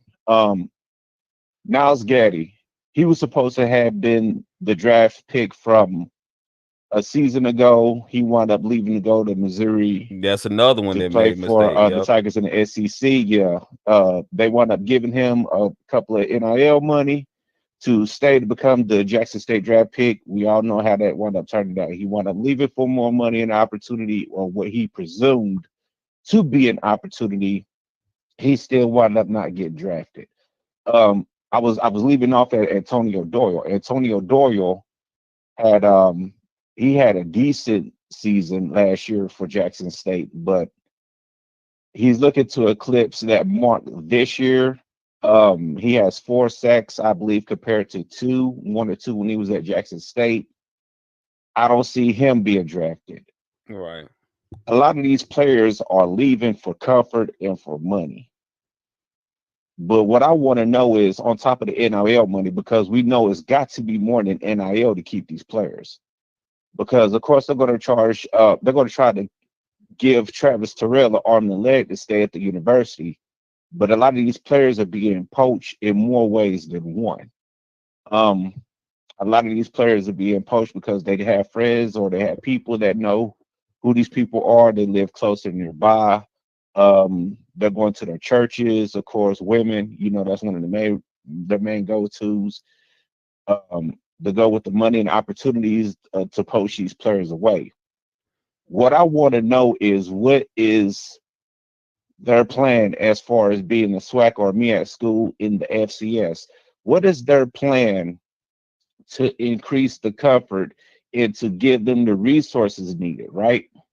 Because I believe if they had these plans in place, a lot of these athletes wouldn't go to these G5 schools because they know that their chances of going to the NFL are slim to none if they're not in the Power Five. Let's just say an Ohio State or Alabama, or you know what I'm saying, what are these power schools? Their chances of being drafted is still slim to none. So Yeah. what is their plan as far as resourcing and comfort that would allow an athlete to generate the NIL money You know what I and still believe. want to stay You in know what I in believe. at HBCU? Go ahead. I believe some of these guys, they probably know they're not getting drafted. They just want to go to a Power Five school just to say they played at a Power Five school, just for that experience. I think a lot of Yeah. these guys just want to. They just want to be able to go to an Alabama locker room, an Auburn locker room, be on the campus with the Auburn. They just want to be in the mix. Some players probably get to the point where they know they don't even care about riding the bench. They just like, I just want to be affiliated. I just want to be on the team. So for some Well, players, that's a possibility. But I will say this. I will say this. A lot of them, I believe, still what's have up, that Nuke? NFL ambition, and they feel like if they're in the FBS Cedric Walker. playing against FBS teams, it'll increase their chances. But we already see how that's going. So what I want to say is this: would it be a stretch to say that a Jackson State would it be the stretch to say that they could reach out to someone like a Nick Cannon or a Dave Dash or somebody with the money that could Dame come up Dash ain't with a got no $2 money. million plan? Say it again. I said Dame Dash ain't got no money no more. He's the worst person to Well, reach out to. Nah, I'm just joking. I'm but just he joking. does. I know, but he does have his own NFL team. I believe it's indoor. It's kind of like one of those indoor football teams. But he did express his reasons for wanting to come into an HBCU space to help. So I I wouldn't do want to know if I wouldn't do that's business with Dame Dash. He just got, to me, he just seemed like he got too many skeletons in his closet that can be slick another Diddy type situation. I don't know if I would trust him. Like, he's too all over the place for me. Now, the other person you said, who did you say? Who else did you say? Nick well. Cannon. You gotta think. With P Diddy, it was of course it was the Deion Sanders effect. It was one of those things. Deion Sanders reached out, you know, inspired him to go to the BET stage to say, "Hey, I'm going to give $1 million each to Howard and to Jackson State because our athletes should play for our people." And of course, a lot of it fell through because of the accusations of the things that he went through, legal troubles, and they wound up reneging a lot of those payments. So with Dame Dash, I'm thinking that there could be stipulations put in because this is what it is with people, man. People don't know that there could be stipulations put in place as far as negotiation agreements that say, hey, as long as you follow these guidelines of as far as what we want to do with the plan of action that we're trying to take, if you can follow these guidelines, then we can continue on with business. And that null and void all of the nonsense because you'll have things in place that if they don't follow through, you can take them to court and you can be made whole through the Yeah. judicial system. Let me say this to the So chat real quick. Y'all, the phone lines are open if y'all want to call in 609-663-4105. The phone lines are open. I'll take a few more calls before we end the show tonight. So the number's right there. Y'all can call in. Make sure y'all hit that like button, subscribe to the channel if y'all haven't subscribed. Also, She Loves D in the chat. She got a good channel. Make sure y'all follow her, subscribe to her channel as well. She does SWAC content and covers JSU football. They saying Dre got blocked. Who blocked Dre? What's going on in the chat? I'm just now seeing this.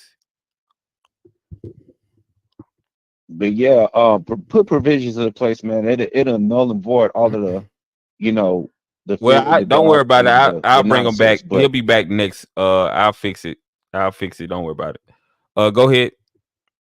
but as far as a plan of action of getting these athletes $2 million a year, that can cover 365 days, 4 meal plan preps, um, food, vitamins, and nutrition. So that'll cover all of it for each athlete. I'm thinking it's probably going to be roughly around 100 to 110 athletes, so that should cover it. $2 million to do it. Deion Sanders, he tried to, of course, like I mentioned the last time, he went to the wrong people.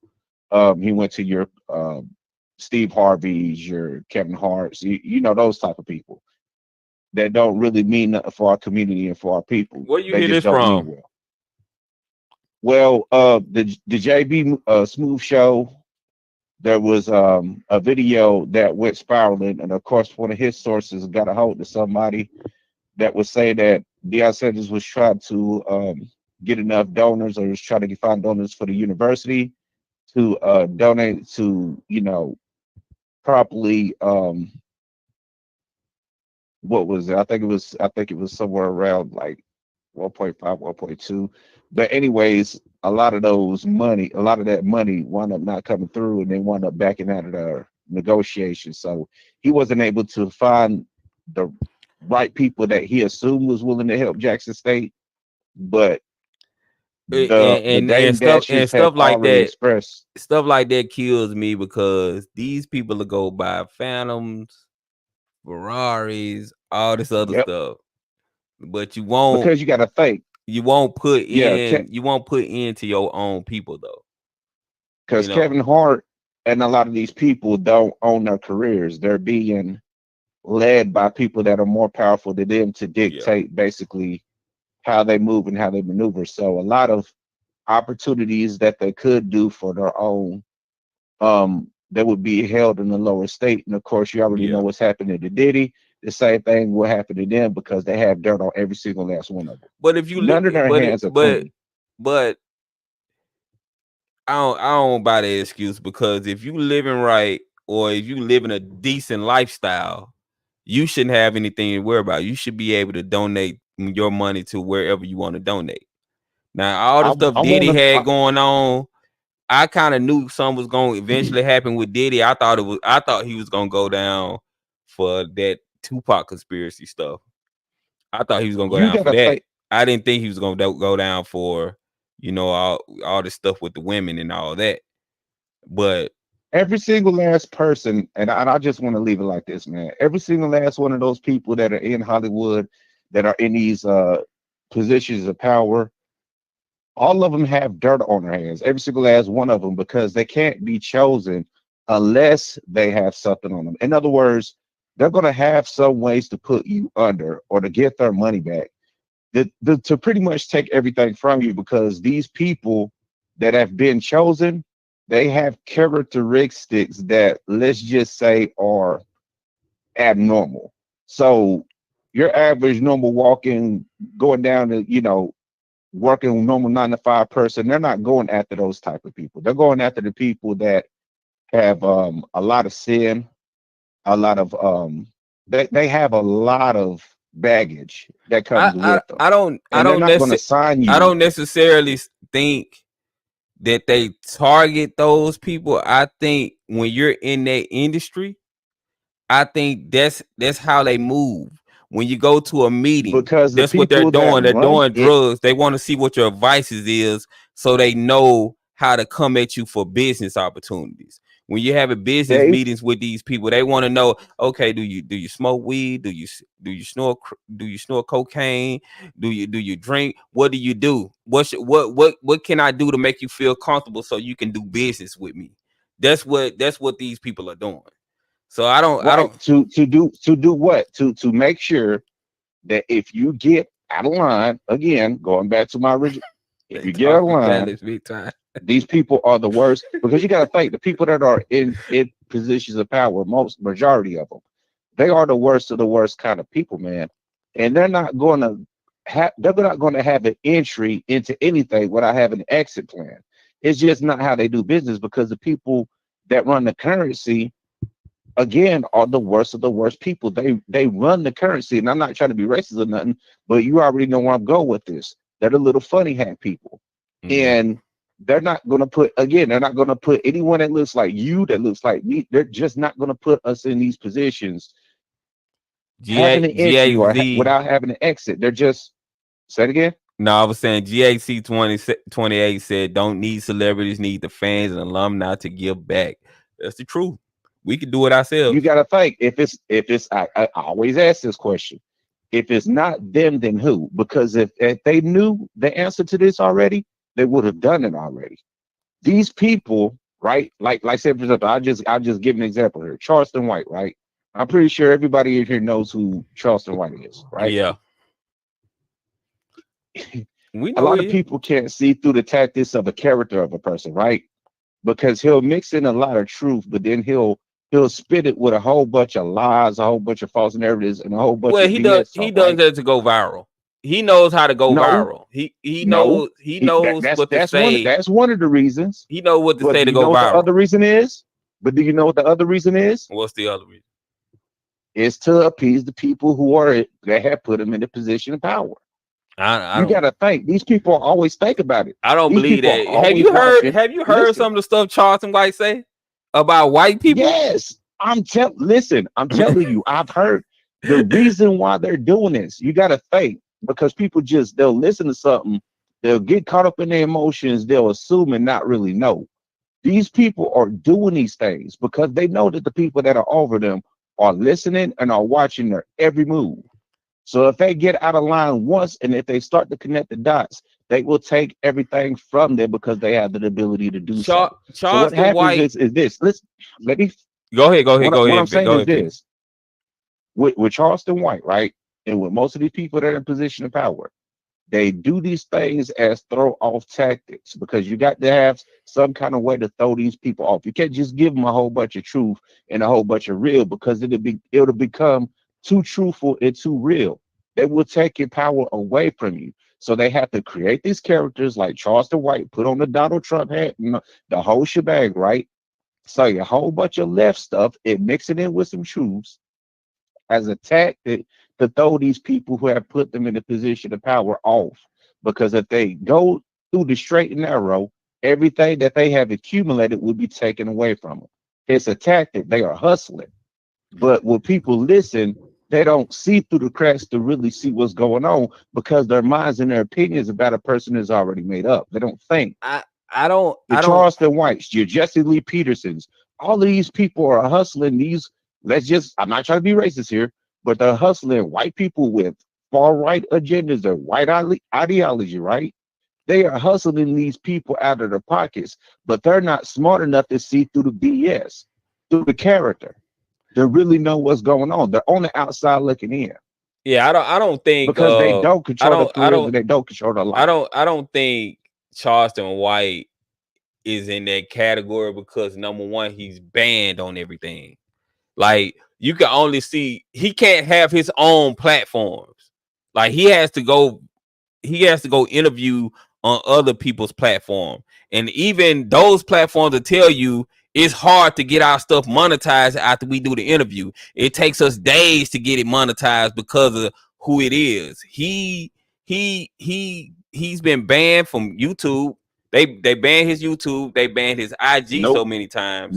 Check this out. He just released a brand new video with a subscriber that you can look up. All you gotta do is just type in Charleston White interviews, and you'll see majority of his interviews and majority of his videos from, let's just say Cheese, which is one of the big platforms. Yes, there are other people's platforms. Media. Other people's platforms. He does not have his Charleston White channel. That channel has gotten banned so many times.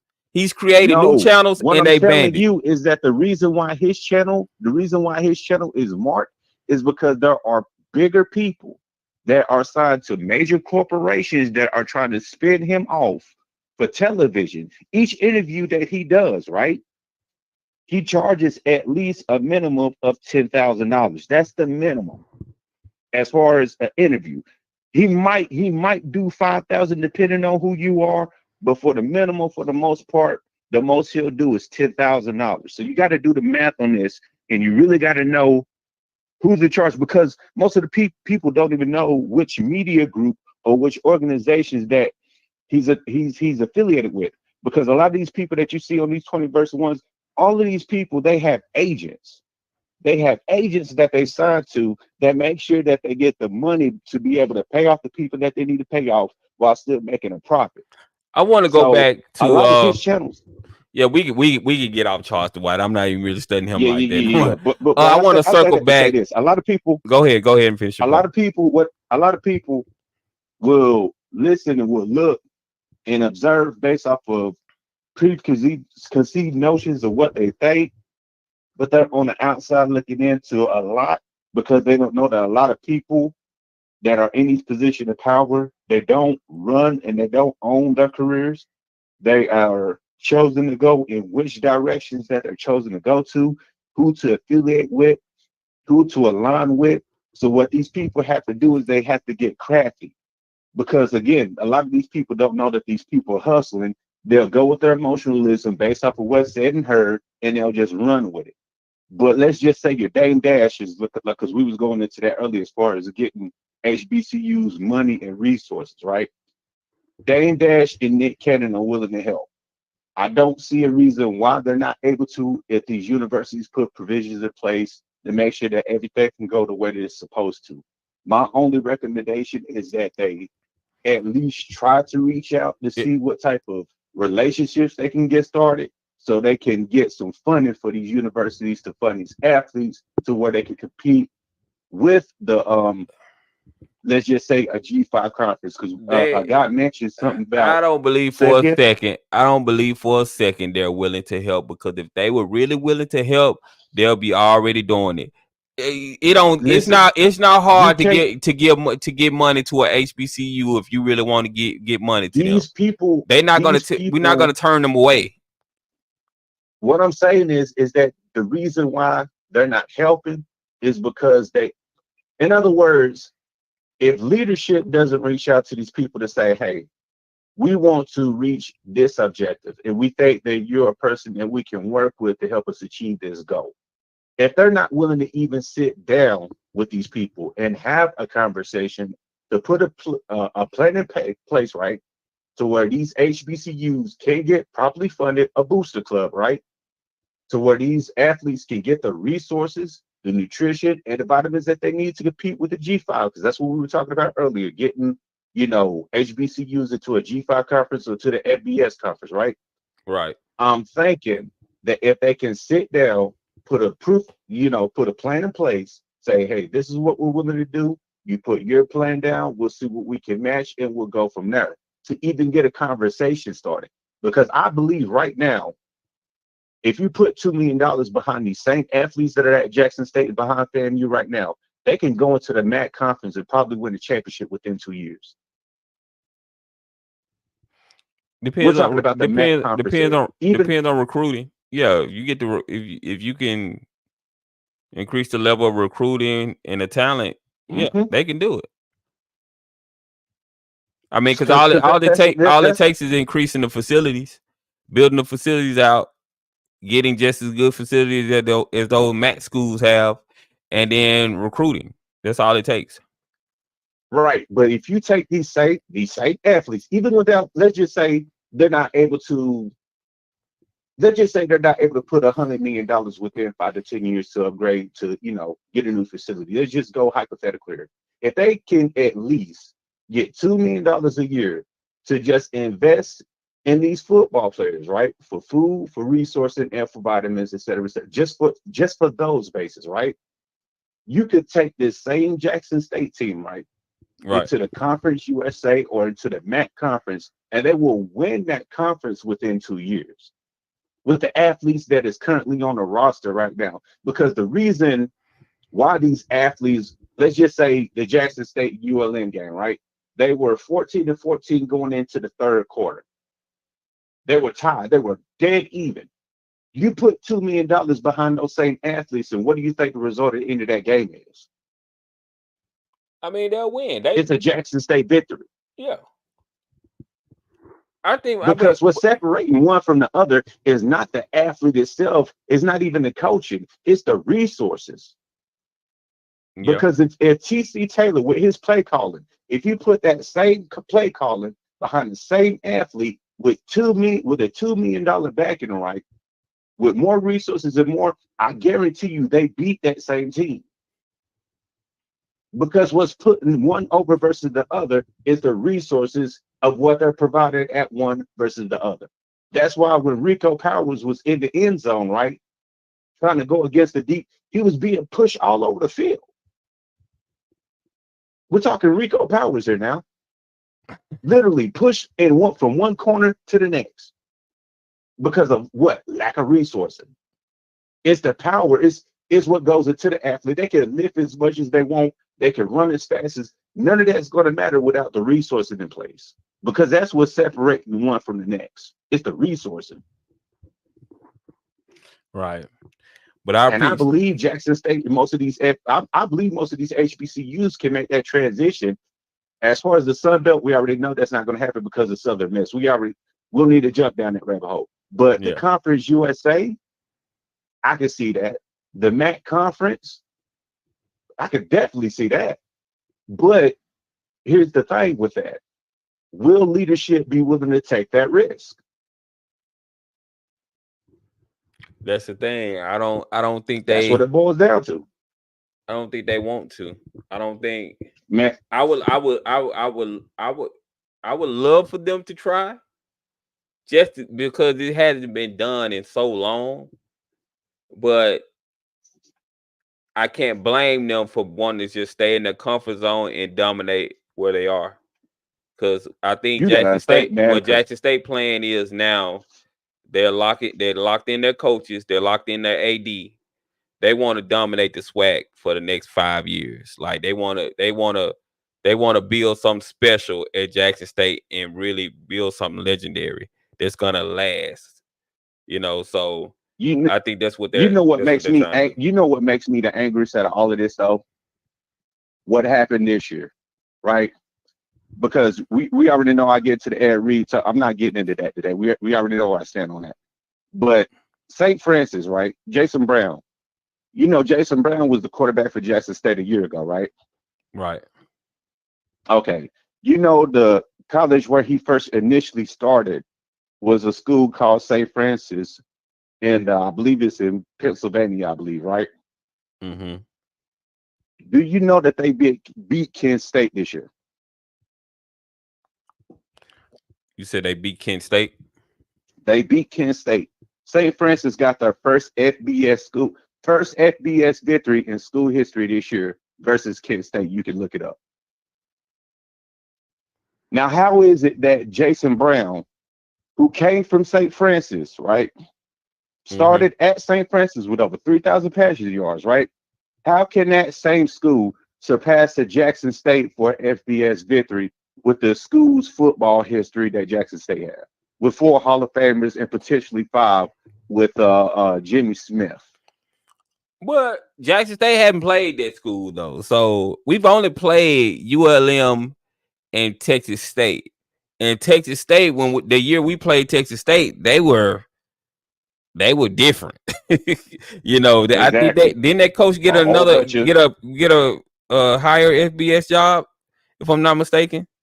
Didn't that coach leave after that year? No, the coach is still currently there because Scott Jr. Oh, okay. Who was but they've been putting up. Yeah, they were putting up crazy points. They put up crazy points. Scott Jr. Who was the Walter Payton Award winner when he was at Incarnate Word, is still on the staff. I believe he's one of the you're gonna call in. You can call in before I end the show. You can call in and talk for a minute if you want to. But here's my question. Speaking on that, here's my question with that, right? Why doesn't Jackson State play the MAC conference if that's the case? I mean, if St. Francis is able to go into the MAC conference and get a victory versus Kent State, then why can't a Jackson State go into a MAC conference and beat a Buffalo team who's pretty much an FCS doormat, or a Kent State, or Toledo, or it got to make sense. You know what I'm saying? It got to make sense money wise. It got to make sense. Like Jackson State, not just into being somebody's pinata anymore.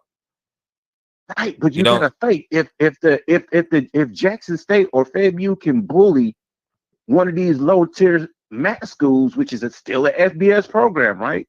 Or if they can go into a FIU, who has 2 losses to Bethune Cookman, or versus let's say UMass, who's also a FCS doormat, who's an independent in the FBS, right? Why don't they play them to get these FBS since the FBS matters so much to people to make that next step, right? Why don't Jackson State, who has 0 victories versus the FBS, go after these teams like your UTEPs? You see what I'm saying? Well, what is that going to do though? That's not going to get Jackson State It's to the going to change the LBS. narrative because That's it's not going going to to get them change to the darn Jackson State narrative, to the LBS faster though. Just because you beat a bottom bro. feeder FBS team. You got to think if Jackson State, right, who's an underfunded, because you got to think this is a different level here. We're not talking about just any old average FCS. We're talking about a underfunded HBCU. If a underfunded university can go into these universities that are at FBS levels with more money and continuously beat them year after year after year after year, I guarantee you, slowly but surely, is going to change the narrative and the perception of the public that HBCUs can't do this and HBCUs can't do that. And what about your 0-15 versus the? It's because they're playing better teams in the Sun Belt. They're missing that part. They're not playing these lower tier Conference USA and MAC schools, and no, they're playing your ULMs and your I Texas States understand. and your teams that are competing in the Sun I Belt understand what you're that have saying. FBS victories. I understand what you're saying, but until a conference looks at Jackson State and says that's a brand that we want in our conference, we think having that brand in our conference could increase our notoriety. It ain't always about winning, because there have been schools that were boo-boo that's gone to other that's went up to LBS level. That weren't winning. Everybody wasn't a Coastal Carolina. Everybody that's moved up is not a Coastal Carolina that's just been beating LBS teams and really playing well. There's been some teams that just went up because they had the students, they had the funding and the money and the alumni and all that kind of stuff backing them. So Yep, it's not all about along that. with something that HBCUs don't get, which is guess what? State support. So your Kennesaw States, for example, or your Missouri States, who's FCS bottom feeder team, they can't win an FCS championship to save their lives, right? But yet they're going to the FBS, Yeah. right? Compared to let's just say a Delaware, right? Who, if you look at, let's just say you type in FCS versus FBS on Google, right? Yeah. You go all the way from this period all the way down towards 1978 when But it first started, right? Delaware is the If you look flagship at school of their state, though. You have to understand they're the flagship school of their state, so they're getting all the funding from their government. They don't have a but LBS school, a top LBS school in that state that's sucking up all the funding. They're the big school in that state. That's just like if Jackson State was the Mississippi State of Mississippi. We will suck in all the funding, and so we will have the facilities. We will have all that because we're gonna be priority when it comes to government funding. Delaware has that. Delaware, North Dakota State, North Dakota, all them schools like that, they are supposed to be FBS schools. They are not supposed to be in the FCS because they get way more funding than most FCS schools. That's why they got domes and stuff like that, and practice facilities and practice fields and all this equipment. They got all this Power 5 type equipment, but they're in the FCS beating up on teams. That's why they're always in the championships every year. Like, they're not supposed to be correct. there. But going back to Delaware, if you look at their wins versus FBS team, you'll see that they have a lot of FBS wins under their belt. That's a lot of the other reason that I was wanting to get into before you. Okay, you on the line? This because I'm gonna get to you next, Timona. All right. Because here's the thing with Delaware, right? Go ahead and finish up. Even with the facilities that they have in place, they're not too far away from, let's just say, a FAMU or Jackson State. Because even though Jackson State and FAMU, they're increasing because of the plan that's being put in place with the leadership. They're not so far from the rest of these FCS teams, because if it was all about their facilities in this sort of thing, they'd be winning FCS championships, and of course they're not. Right. So I say that to say this: yes, they're beating FBS teams, and that's one of the main reasons why they're going. But if you look at a lot of their facilities, like the weight room or the practice field that they have, I believe, I think a lot of that money Brother, you came got it, from brother. Joe You got to Flacco. finish your point. You got to finish your point, brother. I got somebody else on the other line. You got to finish your point. Go ahead and finish.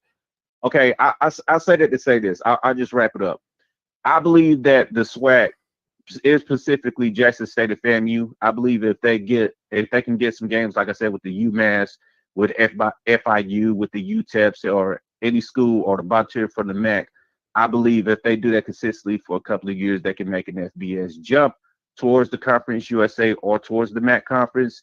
And if they can't, if they just want to take the independent route, I recommend and highly suggest that they talk to a Dame Dash or a Nick Cannon, put provisions in place, uh, come together, see what they can come up with, and then go from there. But I believe if they can come up with $2 million to fund the same athlete. All right, thank you, brother. I had to land your plane, boy. That brother can talk, man. Oh my Brother, goodness. you got to get you a podcast, brother. That brother can talk. Goodness gracious. Boy. What's up, Swag Buzz? What's going on? How you doing? I'm fine. It's good to see you back in space. Appreciate Um, it. I just had to address some of the stuff. Some of it was kind of like all over the place. I was tuning in and out. But I just wanted to say one thing. A couple things. Jackson State does not care about white validation nor proving to others about their perceptions of us. If you go around trying to prove to others what you deserve or who you are, you're going to continually have to change who you are because not everybody is going to agree on what it is that you should do. I feel like as an FCS team, Jackson State has the biggest brand True. outside of a couple of juggernauts. Jackson State and a couple of other HBCUs have the most notoriety, exposure, and platforms as any of the other top FCS teams. The caller did point out that some of these schools have state support. We know that HBCUs are underfunded, Yeah. but we're not looking for celebrities to just necessarily And, save and us. that and that's what I was We're trying to tell looking him. I was trying to tell him that a school like Delaware, they're gonna get the lion's share of the funding from the government. They don't have to deal with the underfunding that HBCUs have to deal with. right. So we're not looking for celebrities to save us. Yeah. We're not necessarily looking for alums to save either because what needs to happen is the state needs to give us our money. Yeah. That's just period. If you're able to focus, if you get the money that the state owes you, then the money that alums are paying for things that, should have already been provided for, then you can concentrate on that. In terms of us playing other FBS teams, I feel like ULM, that game was actually a great game for Jackson State because of what ULM has become today. I want to say they're Yeah. number one right now in their conference. Let And me see. I can see yeah, right they're now. number one. They beat UAB. They beat they do have to play Texas State, but they beat no, they ain't beat South Alabama. They got their ass whooped. But they beat Southern Miss. They beat James Madison. They beat Troy. They beat UAB. And that Well, game that's second in between that's second Jackson in the State. Sun Belt West. Number two in the Oh, okay. Sun Belt West. Yeah. Well, and that was after they lost to South Alabama, maybe that they Yeah. actually dropped down. But prior to that, they were doing really well. But my point is that up until the late third quarter and fourth quarter, Jackson State was going toe to toe with ULM. And a lot of that has to do with you get to see the separation because of what you have more depth to go after. Mm-hmm. So, folks are living in this fairy tale world. Some of us want to do the playoffs, and then they want us to play teams, more FBS teams. It's like, we don't have to prove anything to any of y'all. What are we doing that for? We're doing good the way we are. And then they talk about underfunding. That Southern game, the Boombox Classic that we have, whenever we have it in Jackson, we making millions of dollars. We're Yeah. gonna make millions of dollars tomorrow just playing who we're playing. So I don't feel like now that's one thing I did agree with Deion Sanders, that money games are not good for team morale, and they sometimes can cause more harm than good because you have the possibility of sustaining injuries. Um oh, I want to speak on the coaching, or the AD extension, the coaching extensions. Go ahead. I feel like this was a situation where it was brought to the table, and the AD made the decision to go ahead and lock in both of the coaches that would be up for renewal for next year. Mm-hmm. In terms of recruiting, you want to have that stability. So a student athlete doesn't want to commit to a coach and they don't know whether or not they're going to get move on, whether or not they're going to stay. So I think some of that also was just locking them in for recruiting purposes as well. And that's all I have to say. So you don't think it was anything else that other than recruiting? You just think it was solely just recruiting? Um, I mean, if you have a situation where you're talking to the president, some schools, they um change ADs like they change their draws. Like they just Mm-hmm. run through different ADs, right? Right. And sometimes the excuse was, well, every president gets to choose their own AD. Or, it's like, huh? AD is important to the stability of all of athletics. Right. So maybe it was one of those situations where the conversation came up and you just want to lock in everybody. I definitely feel like Coach TC um earned it 100%.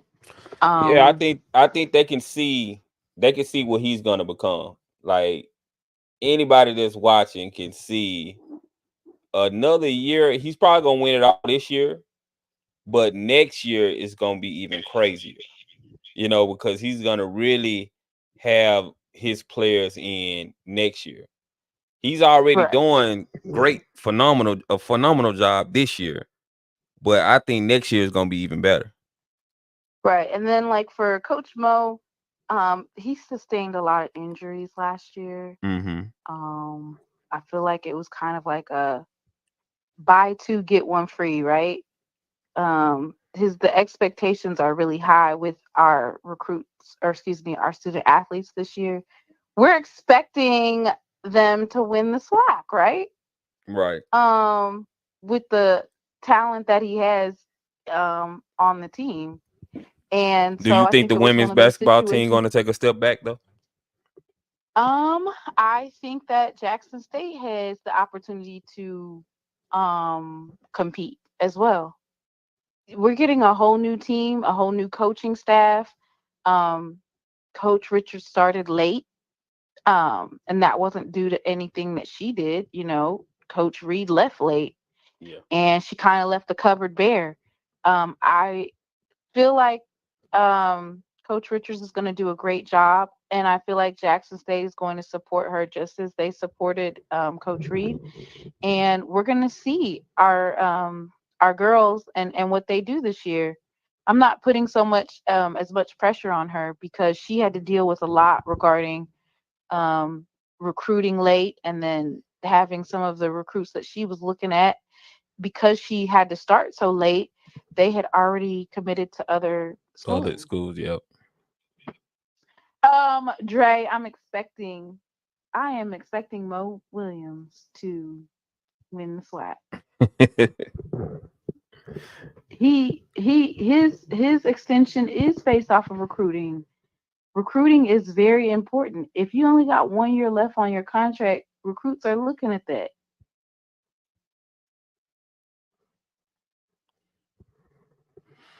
So I mean, who we going against? Grambling. Grambling Yeah. won the SWAC last year, so we'll see. Yeah, I think Grambling is pretty much. Well, I wonder what Texas Southern gonna look like this year. We'll have to see what they're I gonna look know who I know who ain't winning the SWAC. Alcorn. like. You know what? I'm not gonna say that because SWAC play is different, right? SWAC Yeah, play is very different. it's very I mean, unpredictable. you can lose to Talladega and then you could lose a SWAC. When Jackson State beat Mizzou, I was like, oh yeah, they winning the SWAC. And then we had some injuries and we didn't win. So, well, it is what it is. I felt like it was a situation where coach or Pastor Press was like, let's go ahead and sit down and talk about these coaching, these extensions and talk about your contract and da da da. Let's make sure we get you locked in. Okay, well, while we're at it, let me go ahead and lock in Coach TC and Coach Mo for another couple of years. Let's go ahead and get this deal done. That's what I think. Yeah. Well, I appreciate the call. Guess I'm gonna go and end the Yep. show for tonight. We've been on for All right. almost 2.5 hours. Been on for 2.5 hours. Folks like to talk. Yeah, but I love it though. All right. All right, I Thanks for letting me appreciate it. call in. No problem. Make sure y'all go follow Timona. That's She Loves D. That's her podcast. Make sure y'all go follow her as well. She does great content. Y'all, that's another episode. Ball Buzz. I'll probably be live maybe Sunday because I think a lot of other people gonna be doing their shows tomorrow after the game. So I might go live Sunday during some time. We'll go live Sunday, and then I'll be dropping videos throughout the week. And you know how we do. We'll just keep rocking with the channel. I appreciate y'all tuning in. Make sure y'all hit that like button. Subscribe to the channel if you haven't subscribed yet. And I'm gonna see you guys on the next one. I'm gone.